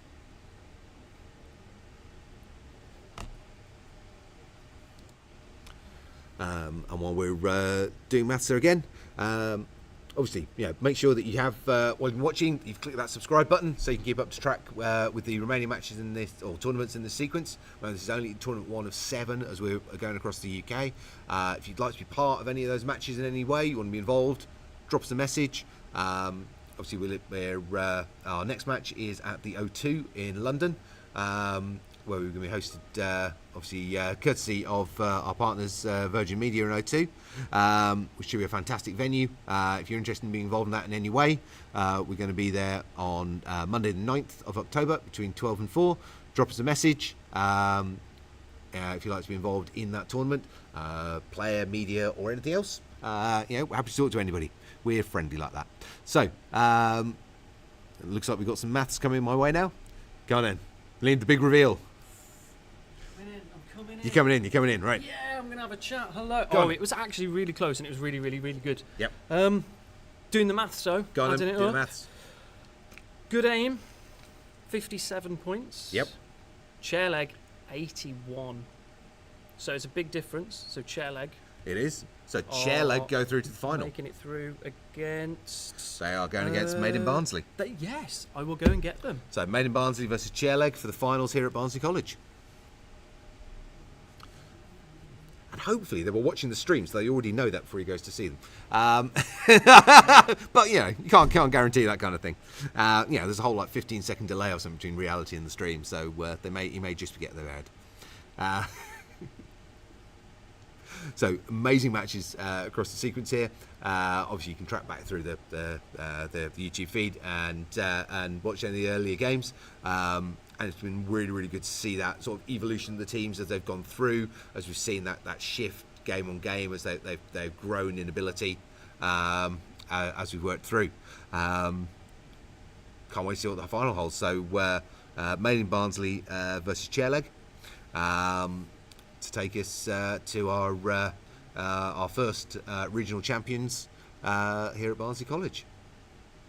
So again, we're going to be running through all of these different things as we run through the regionals, and what it's leading us to is then the Game to Give show, which is going to be held at Confetti X in Nottingham on the 10th of November, and it will be broadcast on BBC Three, live streamed on BBC iPlayer, and also be live on TikTok. So that should be quite an awesome experience, and that's going to be both ourselves, HADO, there with Just Dance and the Simrig Racing Systems. So all three of the partners for Game to Give, who are currently, like ourselves, they're bouncing around the country doing all sorts of different things, different events. Obviously, the Simrigs, like us, are someone you come to take part in. The Just Dance is download on your phone and get a team entry in. To get selected to come through to that final show over in Nottingham. So lots to do, lots of gaming, lots of great ways to be involved. Like I said, if you're interested in any of the matches that we're doing around the country, London on Monday, next week on the 9th, then QMC Basingstoke on the 10th, Belfast Met College on the 13th, then we are out to for the Welsh tournament on the 16th, Coventry on the 17th, and then we are in Edinburgh at Hearts Football Club on the 25th, and then we're in Newcastle at the Newcastle United Foundation on the 26th. And that'll be the end of our national run, and lead us through then obviously the main final event out on the 10th of November. So our two winning teams from the pool stages are now getting ready to face off for the finals. Sorry? So Made in Barnsley on the blue and Chairleg on the red. So we're seeing great gameplay from both of these teams as we work through. And obviously they've now all had 3 rounds of games, so 3 match sequences to work through. So again, we're expecting to see a step up again to take us through in this for this final setup. So I said loads and loads of great gameplay as it's worked through. And said the winning team here will give them a few seconds recovery, and then they'll be facing off against the training AIs, and we'll see how far they get and how they do.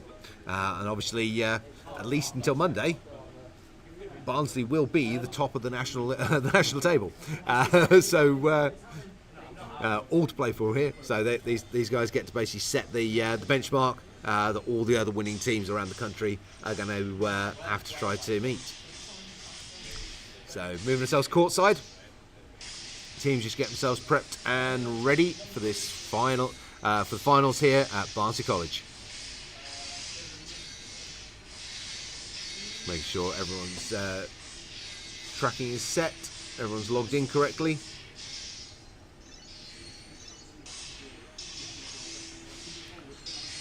So red team are good to go. So it's Chairleg on red, Made in Barnsley on blue. One match away from announcing our first ever Barnsley College champions. We'll hopefully be joining the official Barnsley team in tournament on a regular basis going forward from this. Maybe some of the others as well. We've had some really, really great gameplay, some great teams all round as we're moving forward.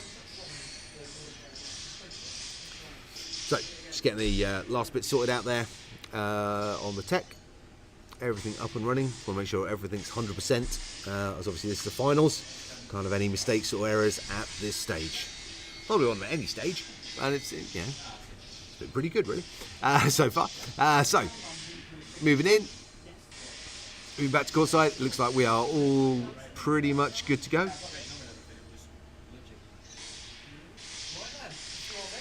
Okay, here we go. 3, 2, 1, and game on.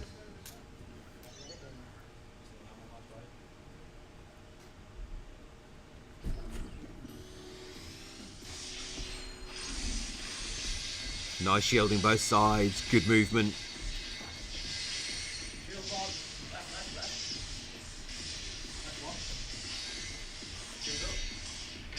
One down. First point on the board there for Chairleg. Immediate response there from Made in Barnsley, but Chairleg now with a 2-point lead. 3-point lead. Good right and shield there from Chairleg as well.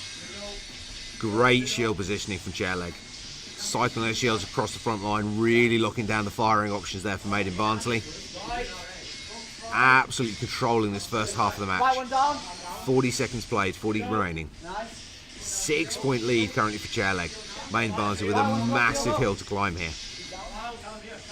30 seconds remaining. 5-point lead now, 4-point lead. Made in Barnsley having a great comeback here. They've got to keep this momentum going though. Got to get that gap close if they want to get back in this game. 20 seconds left on the clock. Right, one's on one HP. I'm down. Chairleg absolutely controlling this game though. 10 seconds remaining. Right, one's on one. No, I'm out. Notice Chairleg take game one. Chairleg take game one. Remember, this is just like all the others. This is the best of 3 though, and we've seen plenty of these matches where it's flipped entirely in the second game. So no guaranteed outcome at this stage, but Chairleg are potentially 80 seconds away from becoming our Barnsley College champions. Made in Barnsley have got to take 2 games on the trot in order to deny them that and take the title for themselves. But a really, really good first showing there in game 1 from Chairleg. So teams again just get themselves prepped and ready to go into this. So he said Made in Barnsley needs to take this game in order to take it to a third round decider. Chairleg take this, they take the tournament. So nothing really to matter to play for or anything. So teams just getting prepped, and we'll be back up and running into our final round very soon, or potential final round. See if Made in Barnsley can step it up. But those shield wall tactics being used by Chairleg were really, really good.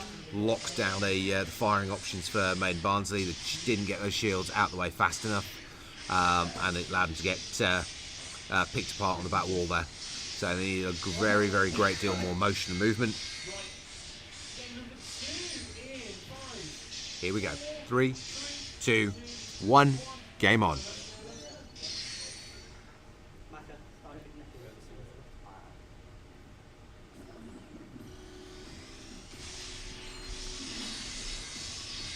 Again, just that really good shield tactics coming in from chair leg.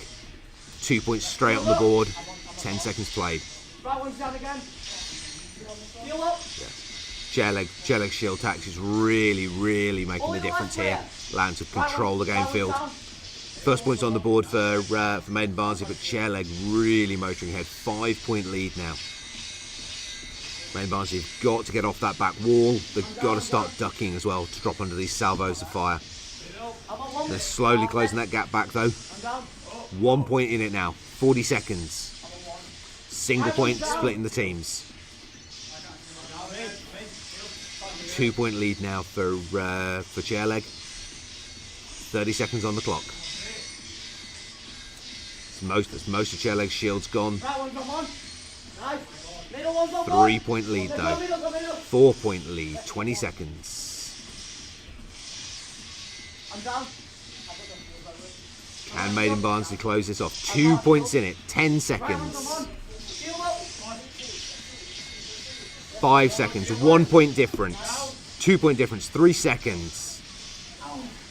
And chair leg win. Chair leg are the Barnsley College champions.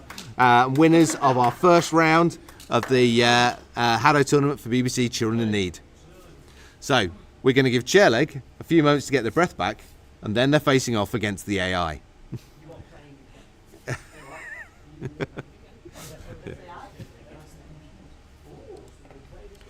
Yeah. So the AIs, when we kick them in, you're going to see them. They're kind of like sort of green men with a sort of round bubble head and a sort of cone body. And they look absolutely fine until the game starts, because they just kind of sit there. When the game starts, they'll start moving. So those AIs, as we said, they've got different levels of skill and ability. And level 3, which is the sort of like the competent beginner level, that's where we're going to start the teams off as, and we're going to work up from there. If they win against level 3s, they'll then play against level 4s. They win against level 4s, they'll play against level 5s, and so on until they lose. And then that's going to set the marker for each of the other regional teams to where they're going to be chasing if they want to knock Barnsley from that top spot on the national leaderboard. So Barnsley get to go first, and then watch all 7 of the other tournaments to see if anyone can catch them.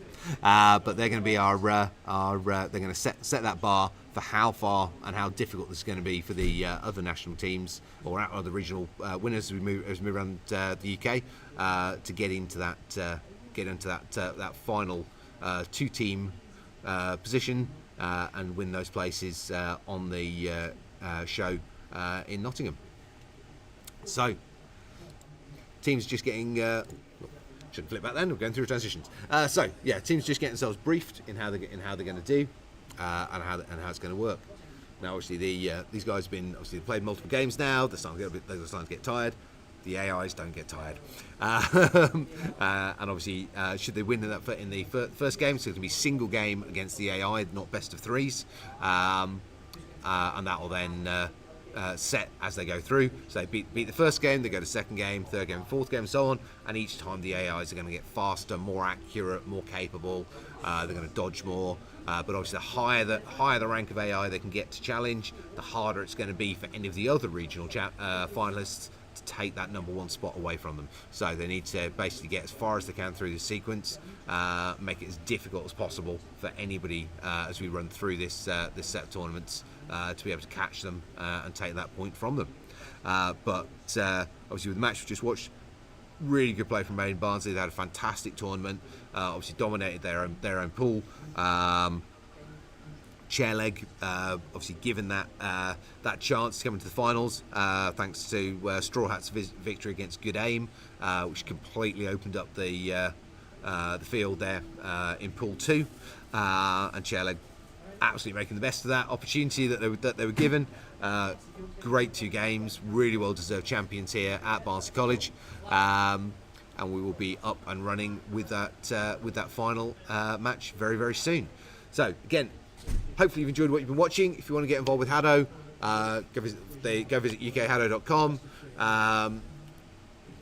Single matches.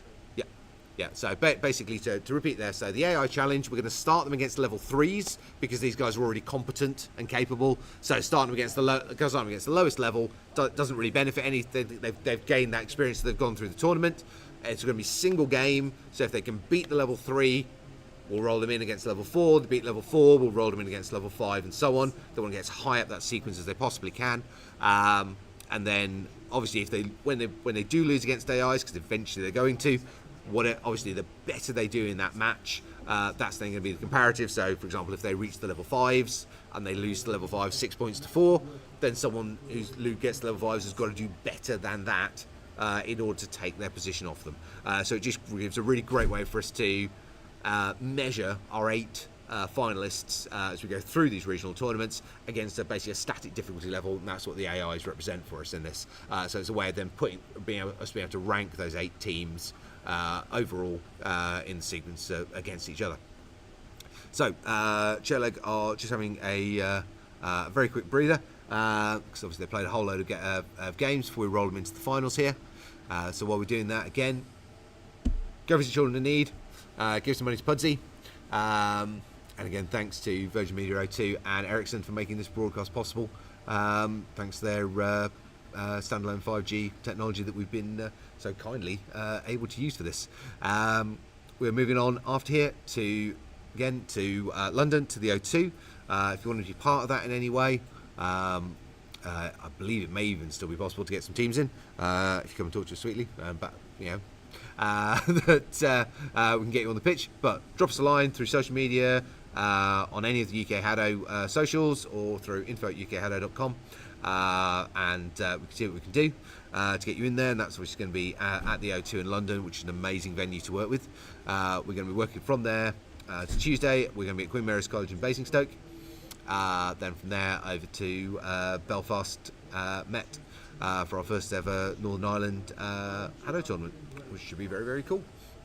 So if you haven't done so already, click that subscribe button and you'll be able to follow us and you get updates, and obviously let you know when those matches are coming our way or coming out, so you can keep up to track with how the progress is going. Have a look at what the other teams around the country are capable of doing on the HADO pitch, and see as we select our other regional winners and how they measure up against today's champions Chairleg, as they who've been victorious here at Barnsley College and are just getting ready to get back on the field, so we can take them, run them in against the AIs and see how they do from there.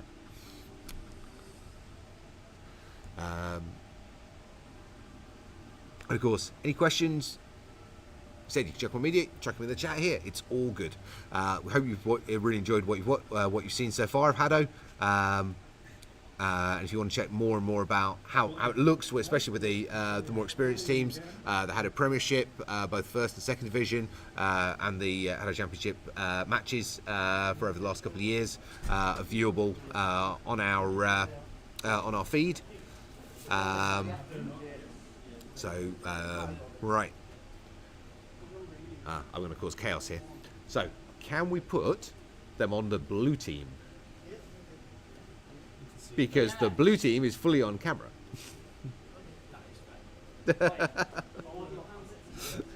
Reorganising things and causing chaos for my coaches there. But obviously we want to give you guys who are watching the best view, and obviously it's far more interesting to watch the human players than the AI players. So we're making sure the human players are on the fully visible side of the pitch.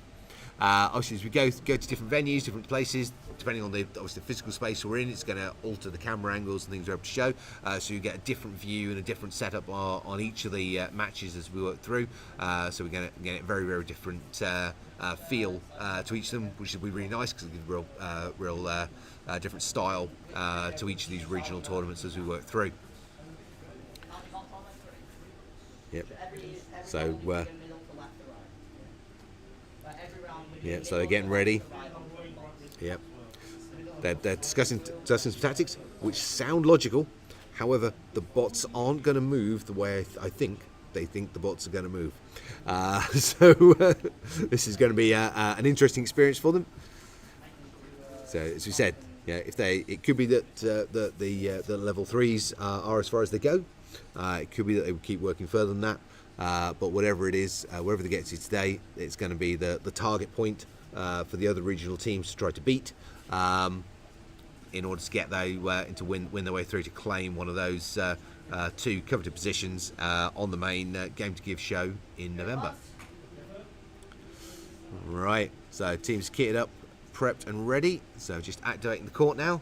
We're going to introduce the AIs onto the pitch. So, last minute advice from our coaches, giving some pointers before they move into this final sequence of games. So, it's only 1 game against each level of the AIs. You play till you lose.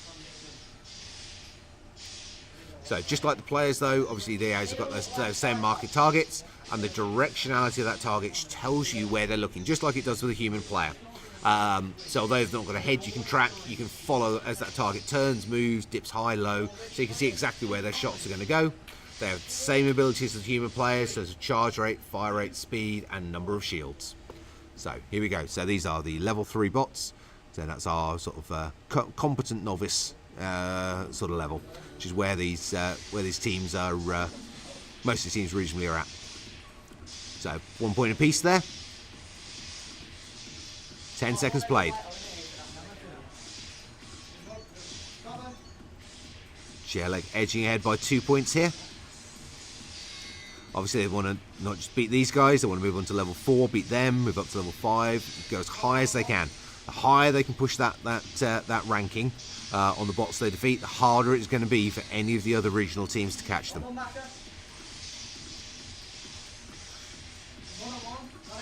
Really good play here. This looks like we're going to be definitely running through to the level 4 bots.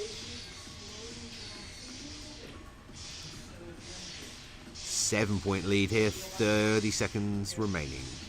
8 point lead. Definitely going to be working through to the level 4s. So said each level bot jumps in ability, so every time we put the bots in again, they're going to be faster, they're going to be more accurate, more tactical, until we hit. And the big shift though happens if these guys reach level 6, because at level 6 the bots do what none of the players have been doing so far, and that is they duck. So there's a massive leap in ability in the bots when we hit level 6 as they start to duck underneath shots. So great win there in their first game. So they're past the level 3 challenge, and we'll be rolling around to go up against the level 4s. So obviously if you watch the bots there, because they're basically doing what the players are doing, they're staying at a static height point. So keeping the shots at that height point is great. So that was level 3. Level 4, as I said, which we're moving up to now, they get faster, they get more accurate, they get more tactically more savvy as they move up. Level 5, again, faster, more tactical, more shots going out, more accurate in how they're shooting. Level 6, if we get that far, that's where they start ducking. So you'll see them start dropping low, ducking under these shots, moving around the game area, shifting on quite fast diagonals across it to get cross shots in as well. So it becomes a lot more dangerous there. But let's see how far Chairleg can go. So they've already taken the level 3, so moving up to the level 4 challenge now. Obviously they want to take this as high as they can possibly go, because this is the marker that every other regional champion is going to be chasing after.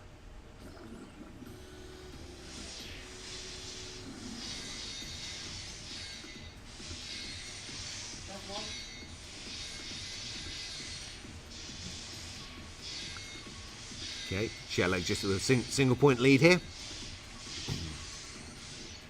Edging ahead, so just holding on to that lead now. Moving up now, 3.4 points now. Doing well. You can't get complacent with the bots. We said they don't get tired, they don't slow down in any way. So you just got to keep that constant pressure on them. Approaching the halfway mark. 5 point lead, that's good. Good solid lead to hold on to. Good shield positioning there from the bots, unfortunately though, for Chairleg.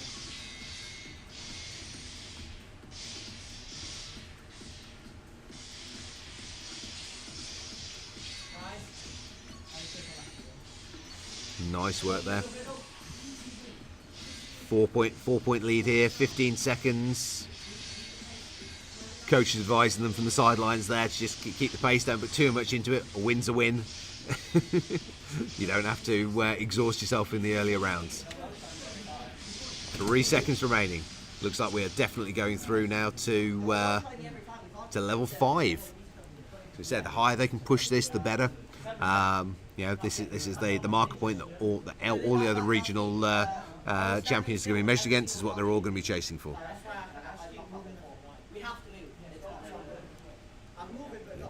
So tactical chat going on now. They're going to move up to now said to the level 5s. Again, there's going to be a significant increase in the movement, accuracy, and firepower coming out from the bots. So at the moment, they're still relatively low on number of shots fired. We know from matches we've seen before that sort of between the 50 to 60 shot fired mark is pretty standard on the settings the players are running on for this tournament. The bots there are only getting out 30 shots there. So level 5s, you should expect to shift up to about 40 shots a bot, and it's going to just keep on going. So the bots, as I said, they're going to fire more, they're going to fire more accurately, they're going to dodge better, they're going to place the shields more intelligently, they're going to become more and more difficult. But the further they get through the sequence here, the harder it's going to be for any of the other regional champions to catch them. Here we go. So get ready. Here we go against the level 5 challenge. See just how far Chairleg can take this.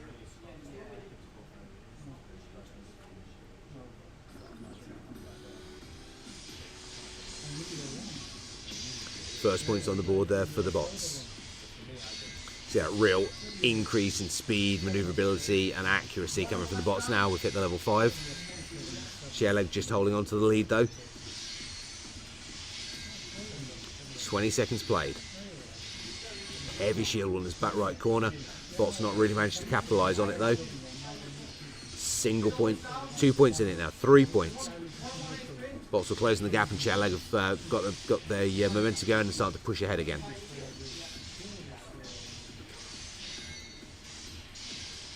Halfway mark, 4 points separating. Good solid lead here from Chairleg.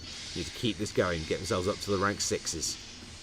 To give you a benchmark point, rank 7, being able to beat a team of rank 7s, is the minimum skill level required to get yourself on the selection list for playing internationally, and it's the minimum skill level for really for the first division Premiership in the UK. So most teams there are better than that, but it's the absolute minimum to get into that sort of level of play. Great performance here from Chairleg. That's straight through the level 5s. They're racking this up now, making it harder and harder for any of the following regional winners to be able to catch them. So now we're going to be shifting up to level 6. So at level 6, this is where it really starts to shift up, because what level 6 does that none of the others done is they duck. So all these bots so far, they've stayed at a static height point going around. These level 6s are going to start ducking and moving as they shift around. So they're going to drop low, they're going to fire from low positions, they're going to duck underneath shots, they're going to become significantly more difficult to hit. So this is a real step up in the challenge. It's probably the biggest within the different sort of levels of ability we have with the training bots. The shift from level 5 to level 6 is probably the biggest shift in terms of the challenge for the teams to go against it. But having got to level 6, that's even if they lose here, getting to level 6 is a great benchmarking point. And this is going to be, they're already looking to set a very difficult target for any of the other regional winners to come up against. Okay. Looks like players are ready. Let's get this game on. Here we go. Level 6. Just how far can the our Barnsley champions Chairleg take this bot challenge?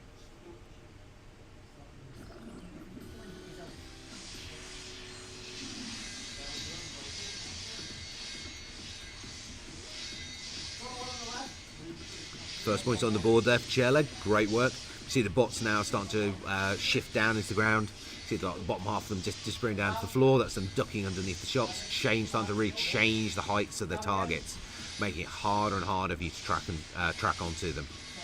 Bots now starting to edge ahead by 2 points. Good shield work from Chairleg, but they need to get a lot more mobile. You can't afford to stand still, and you've got to start ducking just the way the bots are here if you want to drop under those shots. So left and right are great for dodging, but ducking is better. You've got to pull yourself below that line of fire let the shots go over your head, but then immediately obviously come back up to upright. Otherwise, they just target down on the floor where you are. 5-point lead for the bots here. 25 seconds remaining. So even if Chairleg don't win here, they need to score every point they can. Because it's the most points scored against the bots, which is the deciding factor. So if any other team manages to reach these level 6s, they've got to score more points than Chairleg have in order to take their position in the rankings. 2, 1. So Chairleg fall at level 6, but that is a really good point. So the benchmark set going forward from here, level 6. And if you want to take the Barnsley champions position away from them at the top of the leaderboard, you've got to either beat level 6s or score more than 10 points against the level 6 bots in a losing game. So that is a great benchmark to set, and that's going to be a difficult one for the teams coming after this to chase after. So fantastic set of matches here at Barnsley. Really great gameplay all round. Some wonderful stuff from the teams there. Lovely close matches. Hope you've enjoyed watching it. She said, please get involved in HADO. There's loads of stuff on the socials about where we are around the country. Come and get involved with the regional matches. Drop us a message on through any of our social channels or on the email info@ukhado.com. Make sure you go and visit Children in Need. Give some money to Pudsey. And thank you again to Virgin Media 02 and Ericsson for providing our connectivity today. If content creation is something you do, broadcast something you do, get in touch with them. They have some unbelievable mobile options that they can use for content creation on the go. And of course, thanks to Barnsley College for being our hosts today, and all our teams amongst the students here at Barnsley College for taking part and being such a great set of competitors. And we will see you